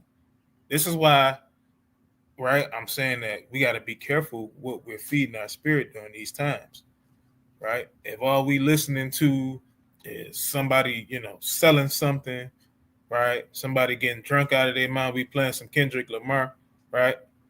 I forgot the name of the song, you know what I'm saying? But he talking about, hey, all it takes is 2 or 3 shots, and I'm going to turn up. You know what I'm saying? We listening to that, right? At Feast of Tabernacles, right? At Passover, we getting drunk and crazy out of our mind, right? Not realizing that we're literally doing this, because of this song, right? You playing Lil Jon, turn down. What is it? Turn down for what? Or turn up? Whatever it is, right? Yeah. And you taking shots. Y'all meeting up and you taking shots, and you just going crazy, going nuts, right? I'm not saying that I've seen this happen, right? But with Israel, anything is possible, man. Could I get a verse? No, go ahead. Numbers 29. Could somebody read Numbers 29 for me? Let's pinpoint exactly what Captain Debaka is talking about. So let's pinpoint that. Let's go to Numbers 29 and oh man, let's read verse 12 and then we're gonna skip. All right. It's the book of Numbers, chapter 29, starting at verse number 12. Mm-hmm. And on the 15th day of the 7th month, ye shall have an holy convocation. Mm-hmm. Ye shall do no servile work therein. Salakia, ye shall do no servile work, and ye shall keep a feast unto the Lord 7 days. You should keep a feast unto the Lord for 7 days. Read. And ye shall offer a burnt offering, a sacrifice made by fire of a sweet savor unto the Lord. Jump down to verse 35. Okay. Start at verse 34. Salakia. All right. Verse number 34. It says, and 1 goat for a sin offering, beside the continual burnt offering, mm-hmm. his meat offering and his drink offering. This is a meat offering and a drink offering for our what? Our atonement or our giving up for our sins. Read. On the 8th day, ye shall have a solemn assembly. Wait. Hold on, wait. On the 8th day, don't we supposed to do that during this what we call Hanukkah or dedication? On the 8th day, we supposed to do what? So read that again. On the 8th day, ye shall have a solemn assembly. You shall do what? Have a solemn assembly. We must gather together on the 8th day. Read. Ye shall do no servile work therein. We should do no servile work. Hold that. Drop that. Give me Leviticus 23 and start at verse 36. Okay. Just to line it all up together, because I want everybody to understand exactly what the brother is bringing out.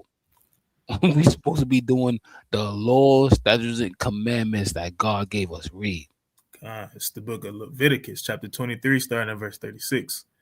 Mm-hmm. 7 days you shall offer an offering made by fire unto the Lord. Mm-hmm. On the 8th day. On the what?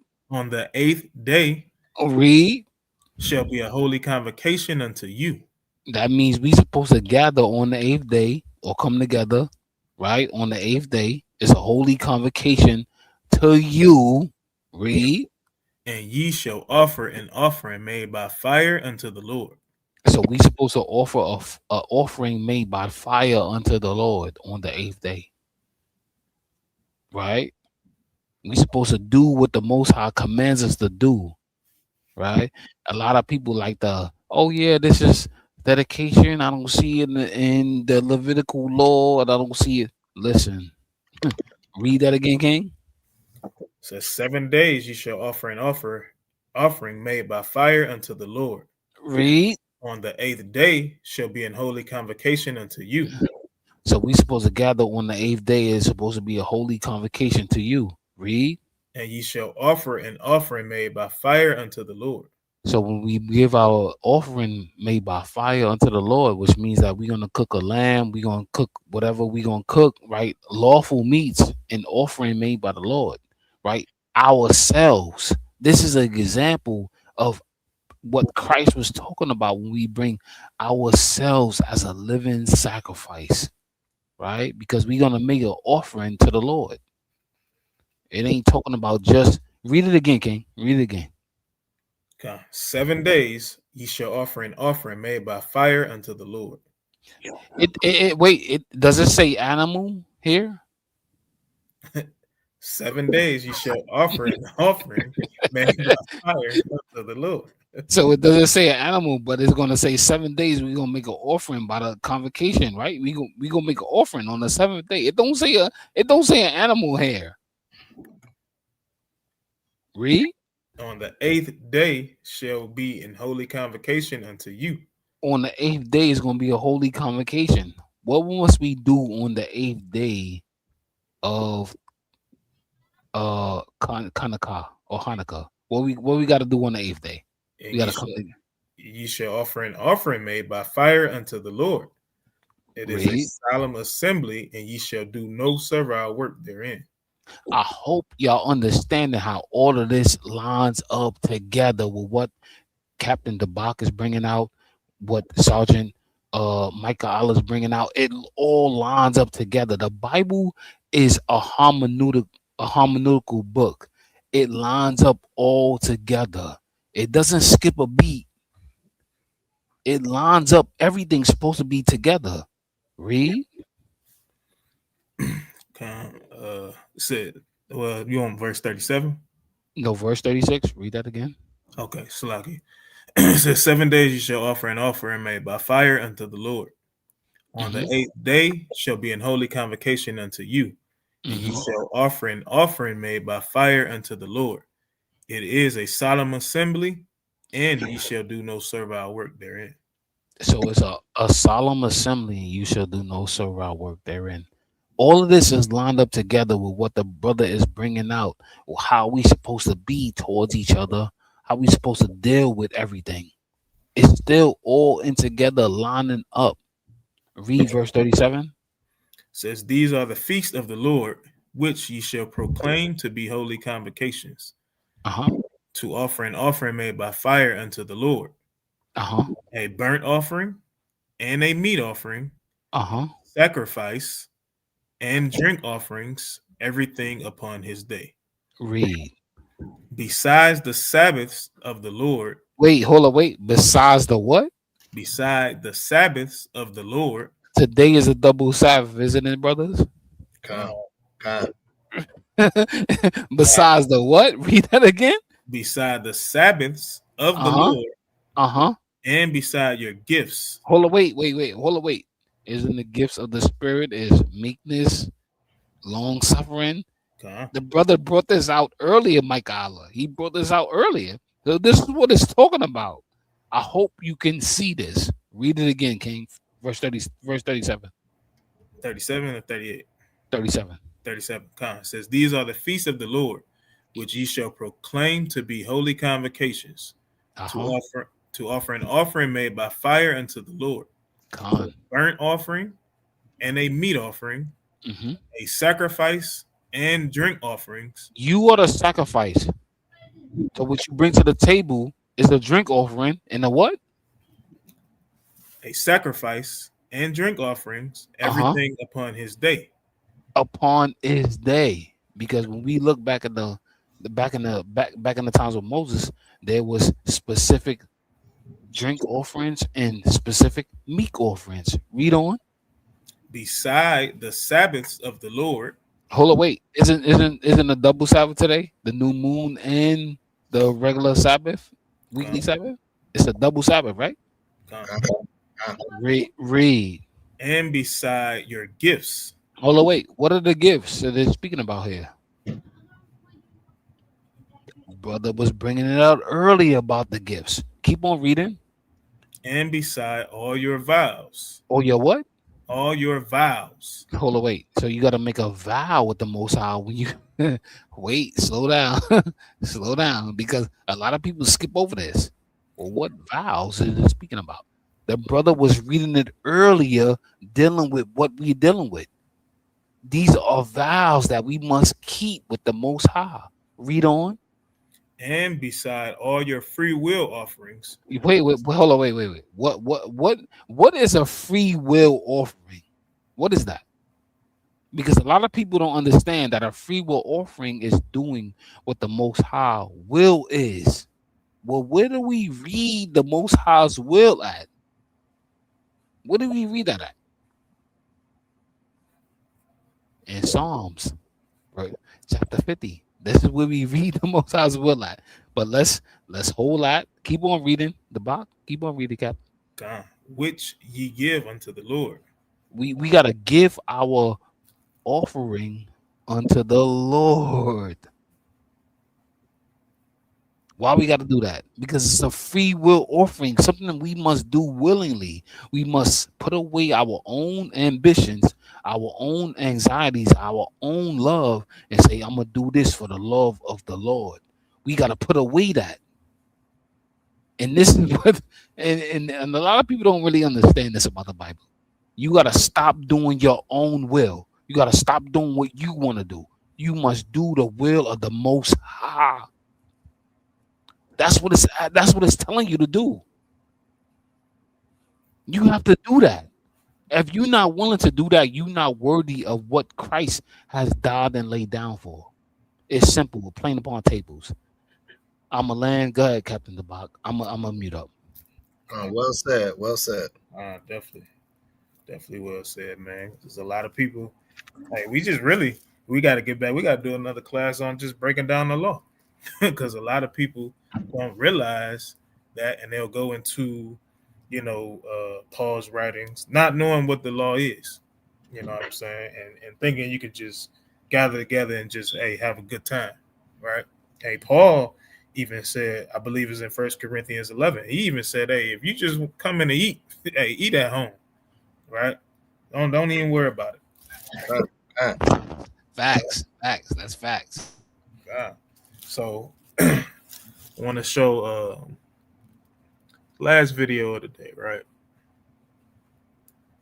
Because this is the end. We're going back to the movie Sinners, right? And we're going towards the end, because this is for brothers that's literally, you might be dwelling on the past, you know what I'm saying, and just got to realize that your past is always going to come back. It's going to come back for you, right? It's going to creep up when you by yourself, you least suspect it, or you might driving in the car, song on the radio come on, you know what I'm saying? Like it's gonna creep back up somehow, some way, right? So I want to play this last ending, right? And we're gonna see something, right?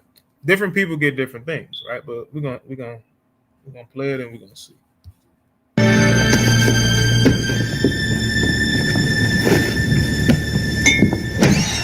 So this is, again, short for people that haven't seen it. Right, it's just the end of the movie where, they done literally, they killed all the so-called vampires, right? Just about all of them, right? Spoiler alert. Let me ask something, King. Let me ask something, because the movie is definitely something you should be paying attention to, right? The movie is called Sinners, correct? So The brother is bringing out something that's, he's bringing out something that's on point. You have to pay attention to what's happening because guess what? This is something that our people are dealing with today. Uh, They don't understand that some things that they're doing is calling them back to the past. And the present and the future is right in front of them, telling them to change and do not what your forefathers did, right? Do not break those laws, that's a commandment. So it's definitely like this is a good movie. I would advise everybody to go out and watch this movie, Sinners. Right, it's not what you thinking it is, but guess what? It can be something that's prolific to bring some sort of change in yourself, to bring a higher awareness in yourself, so that therefore you can stop sinning. Right, you sinners. Right, you can stop sinning. Right, right. Con. I'll land. God. Hey, boss. Got two out there. I told them to close, but they offered a couple $100. That okay with you? That don't bother me none. Come on in. Wait, can you pause that 1 second right there? Pause that 1 second right there. Okay. He said it don't bother me none, because these people wanted to come in right now. Now, when you understand, spoiler alert, right? Like Mike Allen said, spoiler alert, right? Like Mike, spoiler alert, right? These people was back then when he was a young man. You see, he's an old guy now, right? He is an old gentleman now, and well beyond his youth. Yeah, he's an old gentleman, and this is the brother Sammy that a lot of people probably don't really reconcile or understand unless you see the movie. This is the brother Sammy, right? And he's in the end.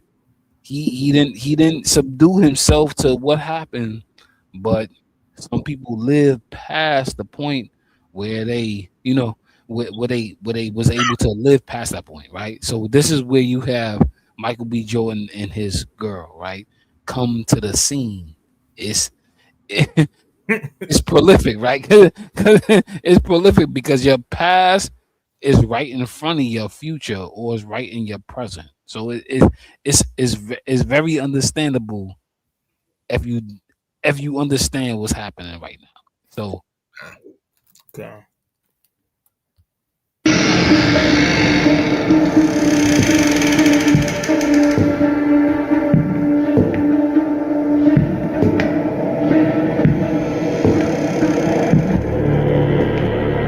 pull up, pause right there. It's different. Pause right there, right? Pause right there, right? So now what you gotta understand, right, is what's happening is this is the trailer part. This is the end. Spoiler alert. If you haven't seen it, go see it. Right? I'm just give it 100. Right?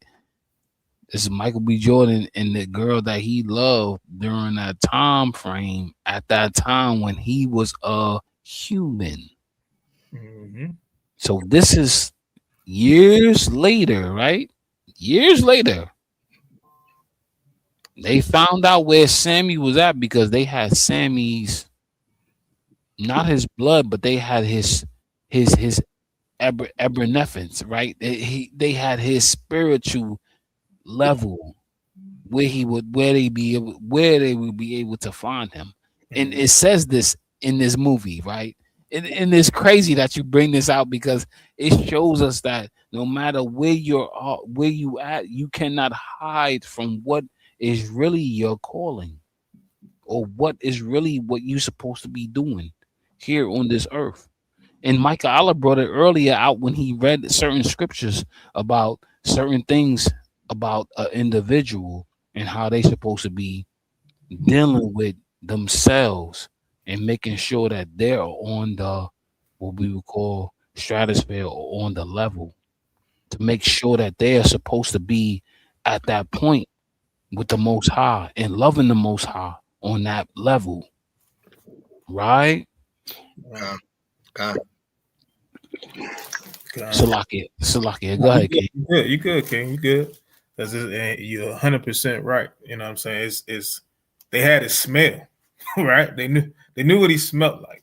You know what I'm saying? So this is literally the young man that in the other scene that was playing that guitar, right? This is him. But they live on, even if the one that made them is killed. They gotta be killed one by one. Wait 1 second. Wait, slow down. She said something important. She said, even if the one is killed, they must live on. Now if you've seen the movie, spoiler alert, the one that made all of them, he was killed. Mm-hmm.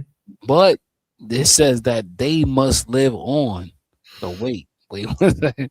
Wait 1 second. Wait 1 second. Wait 1 second. So now Sammy, you see how he look now, right? He is an older man. Years done pass. But the spirits that was attracted to him then was still attracted to him now. Mm-hmm. Continue on, King. I just want to say that.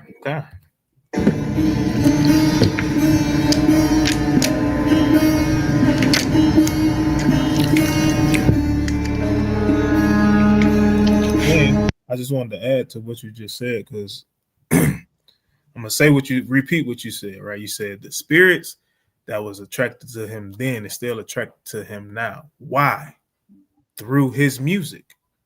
The same music that he was playing in that party, the same one that, remember the words that he said, that, hey, you gave me that Bible on the Mississippi Road, right?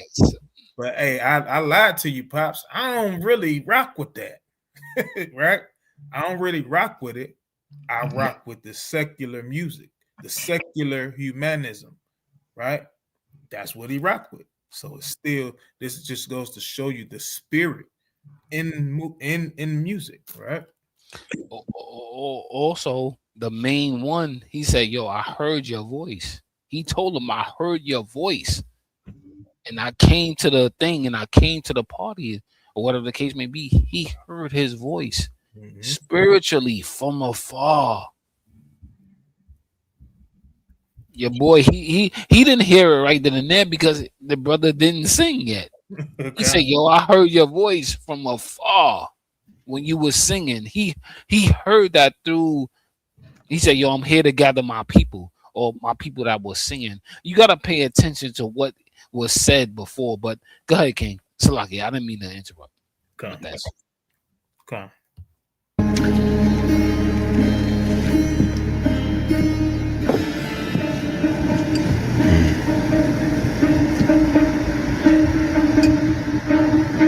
How?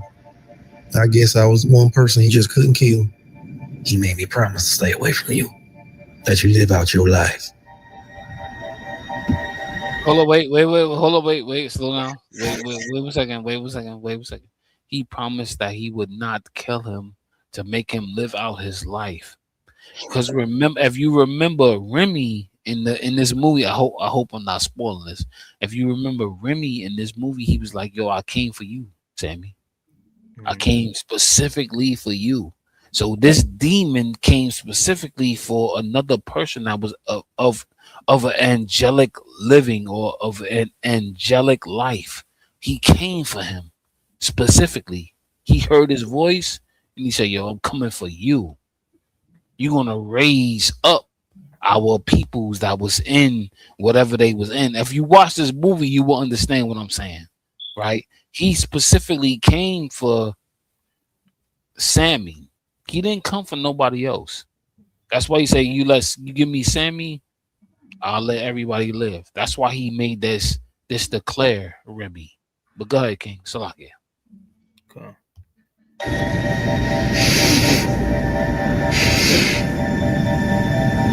It won't be long for you, huh? I can make it so you can stick around. So wait 1 second. Wait 1 second. So he's smelling him and he's letting him know death is near. That's what he's doing right now. He's smelling him and saying, I can smell it's about that time. You're almost there. I can smell your death.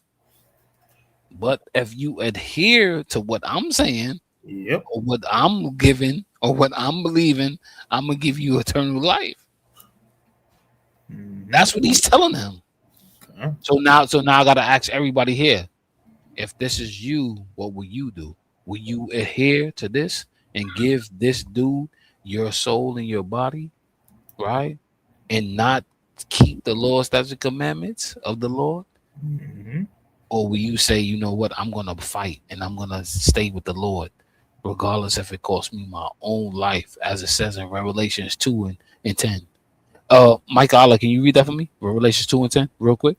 All right.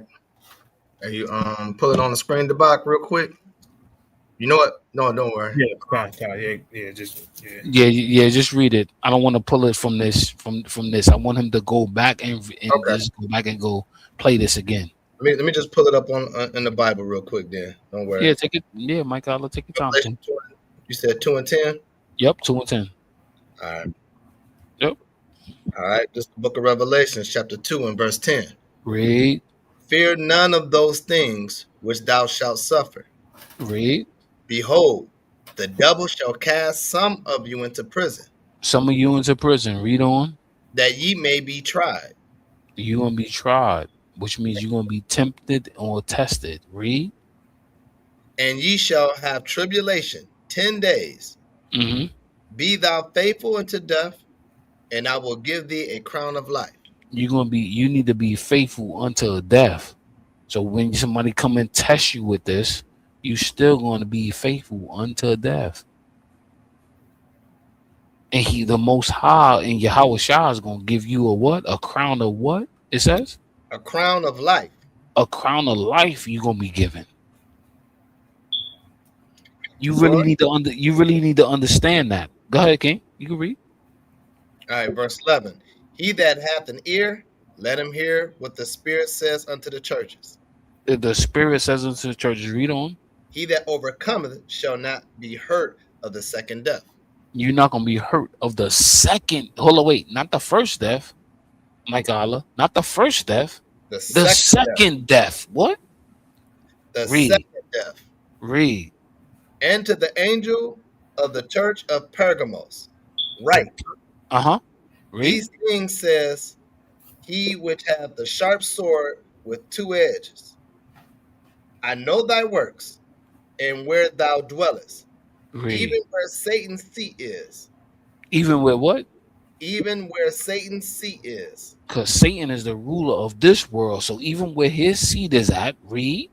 And thou holdest fast my name, and hast not denied my faith, even in those days wherein Antipas was my faithful martyr. Where my what? Hold on, wait. Where my what? Wherein Antipas was my faithful martyr. He was the Antipas was his faithful martyr, which means that he died with a cause. Read. Who was slain among you, where Satan dwelleth. But I have a few things against thee, because thou hast there them, and that hold the doctrine of Balaam. That hold the doctrine of who? Balaam. Hold on, wait. Christians will tell you that Balaam, somebody that got the Holy Spirit in numbers, and now therefore Christ is what? Christ, say that again. Who taught Salakia? I'm gonna start at verse 2014. But I have a few things against thee, because thou hast there them that hold the doctrine of Balaam, who taught a Balak to cast a stumbling block before the children of Israel. So Balaam did not have the Holy Spirit. Balaam had a spirit of deception. Read.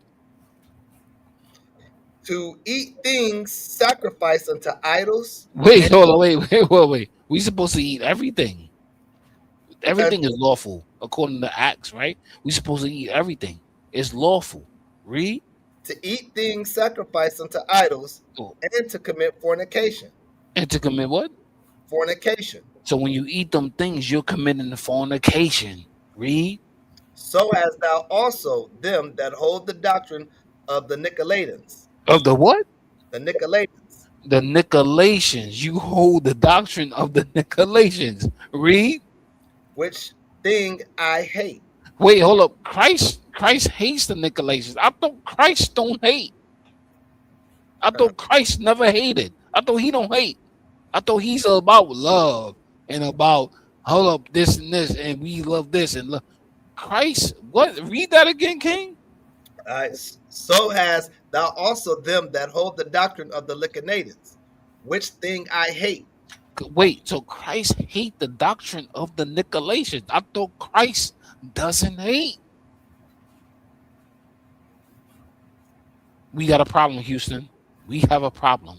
But I don't want to take over the build. I want the Bach, I want Captain the Bach to go into what he's teaching because it's lining up with what everything was happening right now. Because this is not hate. We don't. I mean, go ahead, the Bach. Okay. I can make it so you can stick around. Keep touring. Keep living. No pain. Hold on, wait, hold on, wait, slow down, wait, 1 second, wait, 1 second, slow down, hold on, wait, because this is what Christ was tempted with. Let me get numbers, let me get Matthew 4, because this is where Christ was tempted too as well. This is the same thing Christ was tempted with. I hope everybody is paying attention to what's happening right now. This is the book of Matthew, chapter 4 and verse 1. Then was Yahushua led up of the Spirit into the wilderness to be tempted of the devil. Read. And when he had fasted 40 days and 40 nights, he was afterward and hungered. Mm-hmm. And when the tempter came to him, he said, If thou be the Son of Yahweh, command that these stones be made bread. But he answered and said, It is written, Man shall not live by bread alone, but by every word that proceedeth out of the mouth of Yahweh. No, some words. Every word that proceedeth out of the mouth of Yahweh. This is the same thing what this brother Sammy is about to go through. He is being tempted right now. And guess what? Our family and our people will go through the same thing. You're going to be tempted. You're going to be tempted with this same type of scenario. Whatever you love, whatever you like to do, whatever you respect, the Most High is going to say, you know what? I'm going to send a tempter to you to tempt you with that, to see if you love that more than you love me.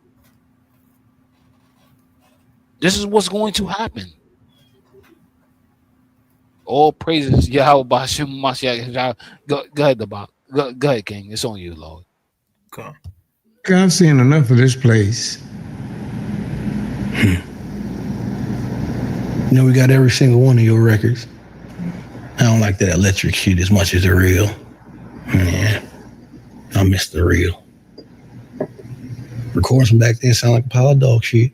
Hold on, wait. Slow down. Slow down. We must understand what's being said here.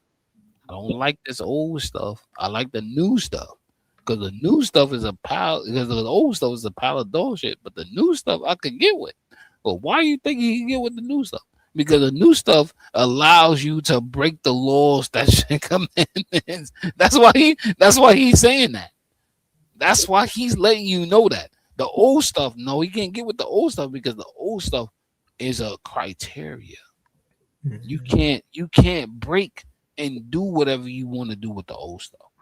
You have to abide by the law, statutes, and commandments of God. This is what he's saying in a subliminal way. But guess what? He's a creature of the night, right?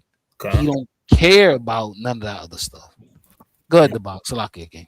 Okay. And to add to that is he's literally trying to keep you up with the times, right?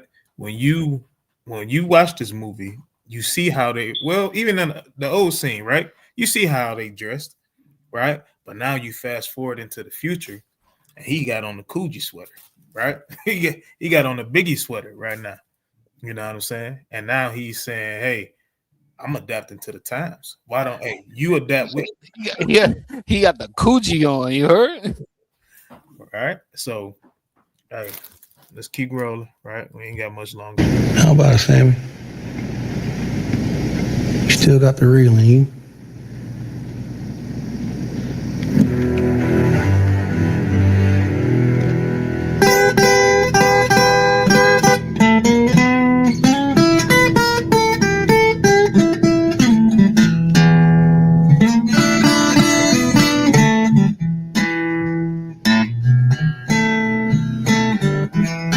Traveling, I don't know why in the hell I'm here.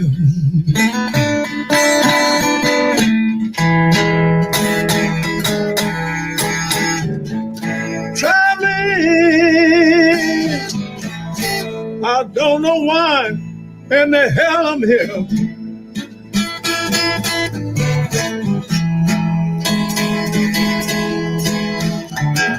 Because the woman I'm loving, you know she really don't care.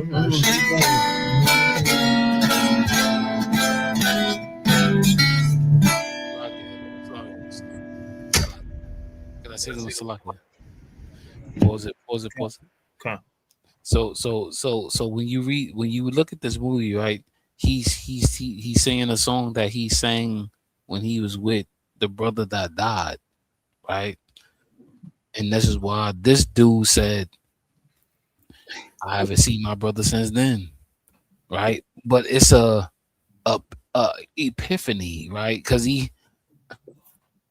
he's saying something without saying it. He's saying that he misses his brother because he would not have done what he did to be eternal without his brother, right?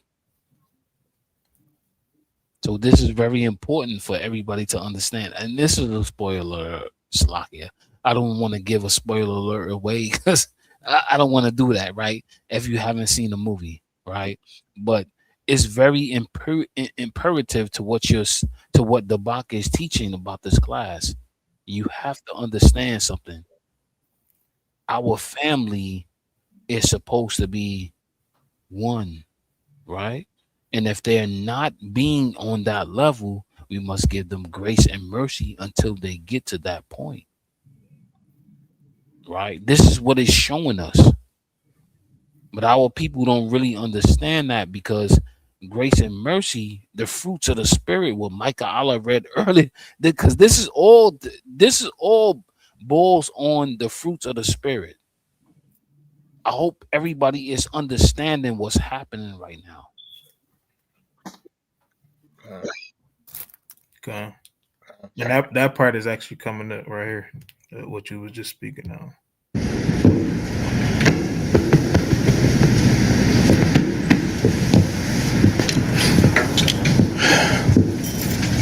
Take care, little Sammy.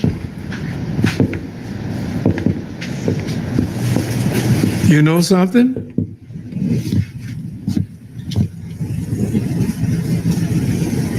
Maybe once a week, I wake up paralyzed, reliving that night. Wait, hold on, slow down. Wait, pause. Wait a second. He said once a week, I wake up paralyzed, reliving that event that happened at that time. Well, why you think he really? Why you think that is? Right? If he is right, let's give it along the lines of us in this truth. Mm-hmm. Why is he paralyzed about that? Stuck in the past. That's a fact. I'll mute up. Okay. Before the sun went down, I think that was the best day of my life.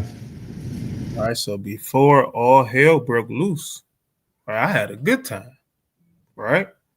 We was playing music, we was dancing all kind of crazy. You know what I'm saying? When you watch the movie, you'll see where he got it during the time. I'm not gonna say it, but you'll see it. All right. Was it like that for you? No doubt about it. Last time I see my brother, Hold on, wait, wait, hold up. Rewind it a little bit. What you said the Bach that he said? That he was what? Oh, here we go. what about it? Last time I see my brother, I love you. He felt some sort of way about it, right? Dealing with what we would call, yeah, we supposed to have a conscience and deal with things logically as men. But when we make a mistake, when we do something wrong, we're gonna feel that. Right? And he felt it all the way up until now. Up until this point, and he still probably feel it because his brother had already died already. This is at the end. His brother had already passed on. But he still felt some sort of way behind it. Play it, gang. Play it. And that's literally that secular humanism. That what? That's that's right. That's a fact. Secular humanism. Correct. Last time I seen the sun, Early in this morning. just for a few hours, it was free. Hold on, wait. We was what? We was what? We was free. The earth is given to the hand of the wicked. Job 9 and what? 24, right? So therefore, at this time, we are not free. But he equated having his own situation set up to being in freedom. That is deep when you start to look at everything about that situation. Shalakia. And you're right. It's literally, you're trapped, right? You're trapped in the ways of the world. You're not free, right? John 8 and 32. The truth shall make you free. They realized that they accepted a lie, right? And now you're just like a leech and you try to bring people down with you, right? Facts. This movie was definitely deep on so many levels. Like if you're just trying to be entertained, I say don't watch it, right? But if the Most High has given you a spiritual eye, this was probably one of the best movies I've seen in a long time. And still ain't seen nothing close to this level yet. Facts, Captain. Facts, Cap. Facts. You know what I'm saying? So I'm gonna stop it right there. And I'm gonna grab one more script, right?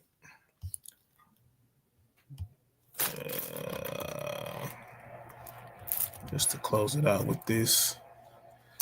Sirach. Hold on, I gotta open my notes back. Right, Sirach 40. This is what we should be doing, man. On any feast day, right? Anything. We done went over it plenty of times, right? But now we're gonna see it and we're gonna read it. I want KJV version. Just type KJV on the box. I got a verse when you finish that other one. I got a verse when you finish that, Cap. Okay, that's cool. All right.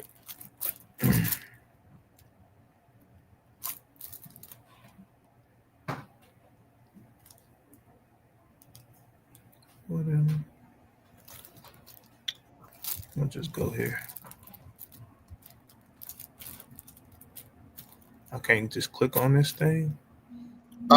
Is that go to the one under the e-Bible?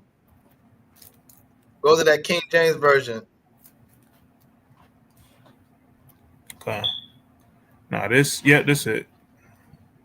So go ahead. All right. This is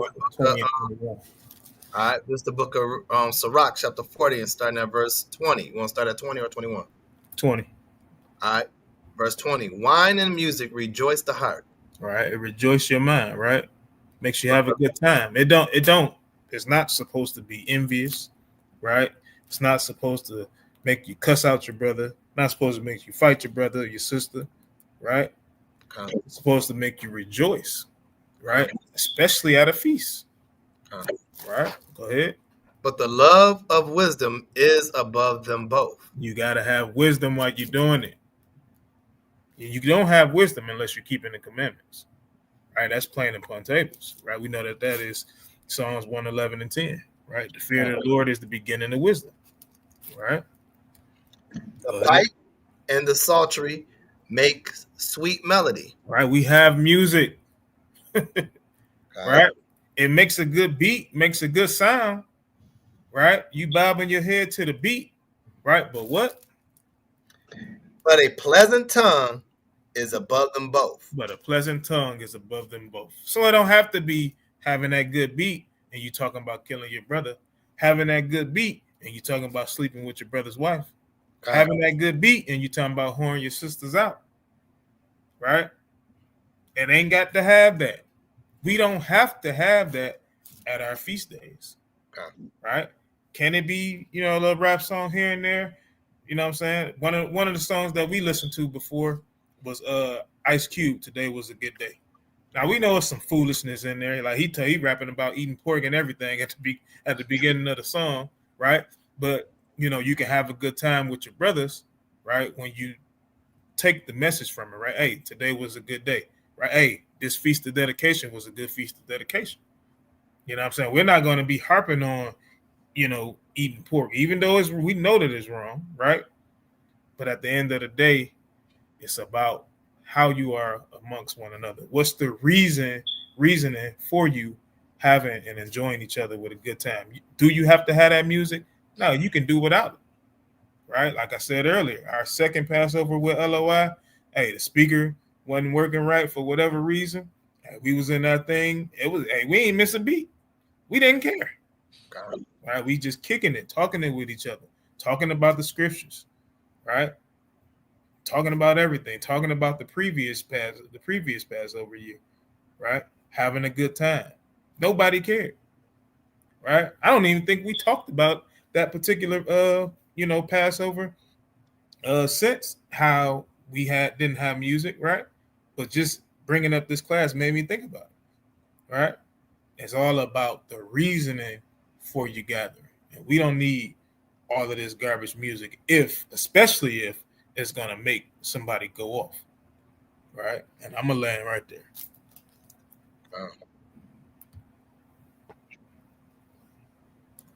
If y'all brothers, y'all can have the last word. I'll make it real quick. I was just going to say, like, the book of Psalms, right? When you read the book of Psalms, understand those are songs and poems that David wrote. You know what I'm saying? When we praying, guess what? Those are the vows that he's speaking also in Joel.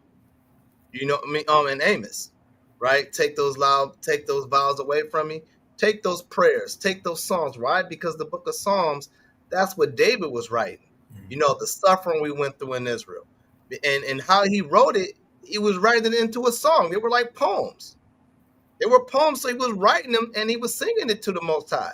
The Most High loves songs, and because the songs represents him and his people, all his creation. So when we read in Psalms, that's why the music is the spirit, right? The music changes our mood. The music changes our ways how we deal with one another. That's why we read the word. This whole Bible is a music book. When you find out who we are, it brings sweet melody to our ears. We finding out we the Israelites. We finding out that we got to keep the commandments. That's a sweet music to our ears. So guess what we're going to do? We're going to celebrate his feast days with holy music. We're going to celebrate his feast days with full of gladness, right? Because the Bible is a music book and it brings music to our ears because it's a spiritual book. And when you get that understanding, you will know, like, hey, man, this is where it's supposed to be. This is where we're supposed to be gathering at, right? All right, that's all I really wanted to bring out. Okay. And before you go, Zachariah, I just wanted to read this real quick, right? Because this is literally, right, what Asaph was doing, right? Psalms 81. Okay. Right? It says, sing aloud unto God our strength. Make a joyful noise unto the God of Jacob. Take a psalm and bring hither the timbrel, the pleasant harp with the psaltery, right? Blow up the trumpet in the new moon and the time appointed on our solemn feast day. They have music, right? It's a spiritual thing. It makes us make a joyful noise unto Yahweh. All right. I just wanted to bring that up. All praises. Yep. Could I get Ecclesiastes chapter 12 and 13 to 14? Let's just make sure that we're clear on what's being taught, right, and what's being adhered to, because our people must understand that we deal with sin, and we love to sin, right? We must repent from that because the kingdom of heaven is at hand, as Christ told us, right? So let's read this, Ecclesiastes 12 and 13. Let's read that. This is the book of Ecclesiastes, chapter 12, starting at verse 13. Let us hear the conclusion of the whole matter. Fear God and keep his commandments. So we must fear God and keep his commandments. This is the whole conclusion of man. We must do this. This is something that is not like, it's not asked of us in a subtle manner. Read it again, King. Let us hear the conclusion of the whole matter. Fear God and keep his commandments. So we must fear God and keep his commandments. Let us hear the conclusion of the whole matter. Fear God and keep his commandments. Read on. For this is the whole duty of man. This is the whole duty of man. The whole duty. Read on. For God shall bring every work into judgment. Wait, not some work. Some work he gonna bring into judgment. Just some every work into judgment. Every work. All your works into judgment. Read. With every secret thing. And even if it's a secret thing, he's still gonna bring it to judgment. Secret meaning everybody don't know it. Read. Whether it be good or whether it be evil. Whether it be good or evil, he gonna bring it to fruition. He gonna bring it out. Whether if it be good or evil. not just if it's good. Yeah, not just if it's evil. Read it again. For God shall bring every work into judgment with every secret thing. He gonna bring every work, all your works into judgment. That's deep. He gonna bring all your works into judgment, not some of them, not a partial, not a little bit. He gonna bring every work. Read it again, King. For God shall bring every work into judgment. Every work into judgment. All your works. Read. With every secret thing. Even if it's a secret thing, he's still gonna bring it into judgment. Whether it be good or whether it be evil. Whether it be good or evil, man. In our land, I give all praise and glory and honor to Yahweh Bahashim Mashiach Shai. You see the teleprompt crossing about the bottom of the screen. Visit lionsofisrael.com. Donation tab is there. Make sure y'all donate to hashtag or LOY Detroit. Make sure y'all do that. Donate to them brothers, man. Make sure y'all give alms and show your love, man. Don't be a vagabond, right? Make sure y'all give to the brothers, man. These brothers put in work week in and week out. Micah Allah, Sergeant Micah Allah, and Captain Debak, they always here making sure that they showing love and bringing forth the Lord's statutes and commandments and bringing forth these teachings. So therefore, donate to these brothers, man. Donate. Where it says donate, click on that donation tab you see there, right? It says LOI Detroit. Call us at 313-808-880-3414 or email us at LOIDetroit12@gmail.com. visit lionsofisrael.com and donation. Cash App. Con, I got you. $, LOY Detroit. Make sure y'all do that, man. Go ahead, Salaki again. Salaki at the bottom.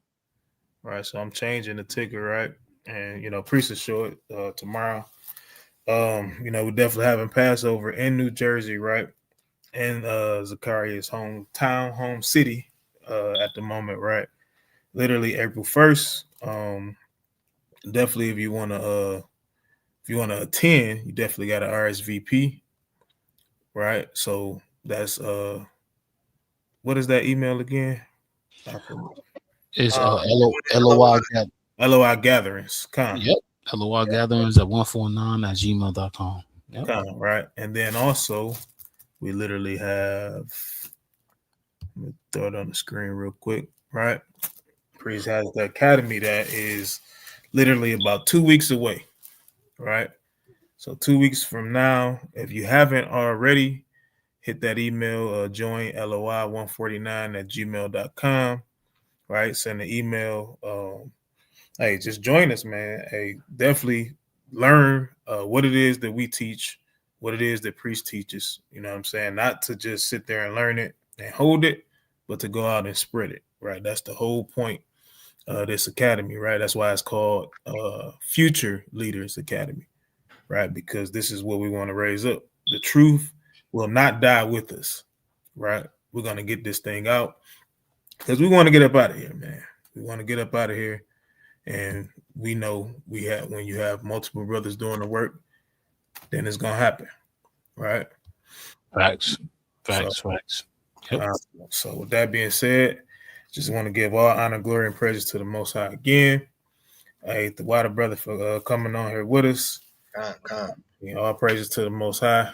Hey, shalom, y'all brothers and sisters. Enjoy y'all new moon, right? Enjoy y'all new moon. Enjoy the Sabbath as usual. Hey, all praises. New moon, man. Yabashi Melshah, Yirak Kadash. It's the 10th month. Make sure, you know what I'm saying, you celebrate the new moon. It's a double Sabbath tonight, so cook up something. Love, peace, blessings to everybody, man. And I'll give all praise and glory to Yahweh Bahashim Mashiach Yahushua, man. All right, shalom, y'all.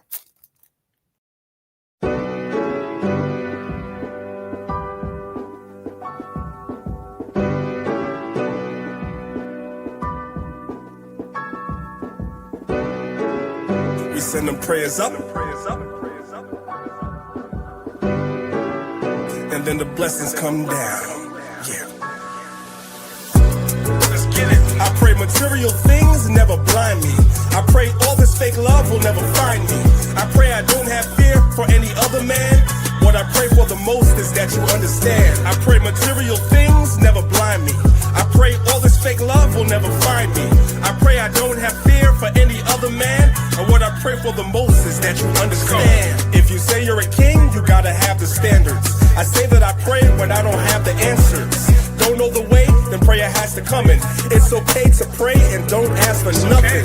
Ready for war, but I pray for peace. Know the book says, don't let your prayers cease. Pray for the strength to pray for enemies. Pray to forget these childhood memories. Put on the size 11s, it's the wrong shoes any day. Cowboys team, man, you're gonna lose anyway. Don't come for me, sorry, I don't got a team. Can't be MLK if I never said I got a dream. I pray to Yahweh that he bless you. I pray that you pass, cause life will test you. I pray on the days that things are stressful. Remember, Israel to God is something special. I pray material things never blind me. I pray all this fake love will never find me. I pray I don't have fear for any other man. What I pray for the most is that you understand. I pray material things never blind me. I pray all this fake love will never find me. I pray I don't have fear for any other man. And what I pray for the most is that you understand. Yahweh Shah came so he could feed his people. Solomon prayed that he could lead his people. Wise as he was, he didn't see the evil. I pray for the day Yahweh frees the people. Babylon the Great breaking all walls down. Kanye's song, When It All Falls Down. I pray every day, that's a part of me, that we all celebrate like classic R&B. Cool in this gang, there's so many speakers. I pray that you learn, we have so many teachers. I pray for the kingdom, cause because it needs to come. I pray for Isaiah 14:1. Always be thankful, what my lady said. Don't ask for much, just my daily bread. I pray on the days that things are stressful. Remember, Israel to God is something special. I pray material things never blind me. I pray all this fake love will never find me. I pray I don't have fear for any other man. What I pray for the most is that you understand. I pray material things never blind me. I pray all this fake love will never find me. I pray I don't have fear for any other man. And what I pray for the most is that you understand. We send the prayers up, and then the blessings come down. Prayer's y'all weapon, y'all. Make sure you pray every single day. Don't just ask for things, but pray to the Most High to deliver us.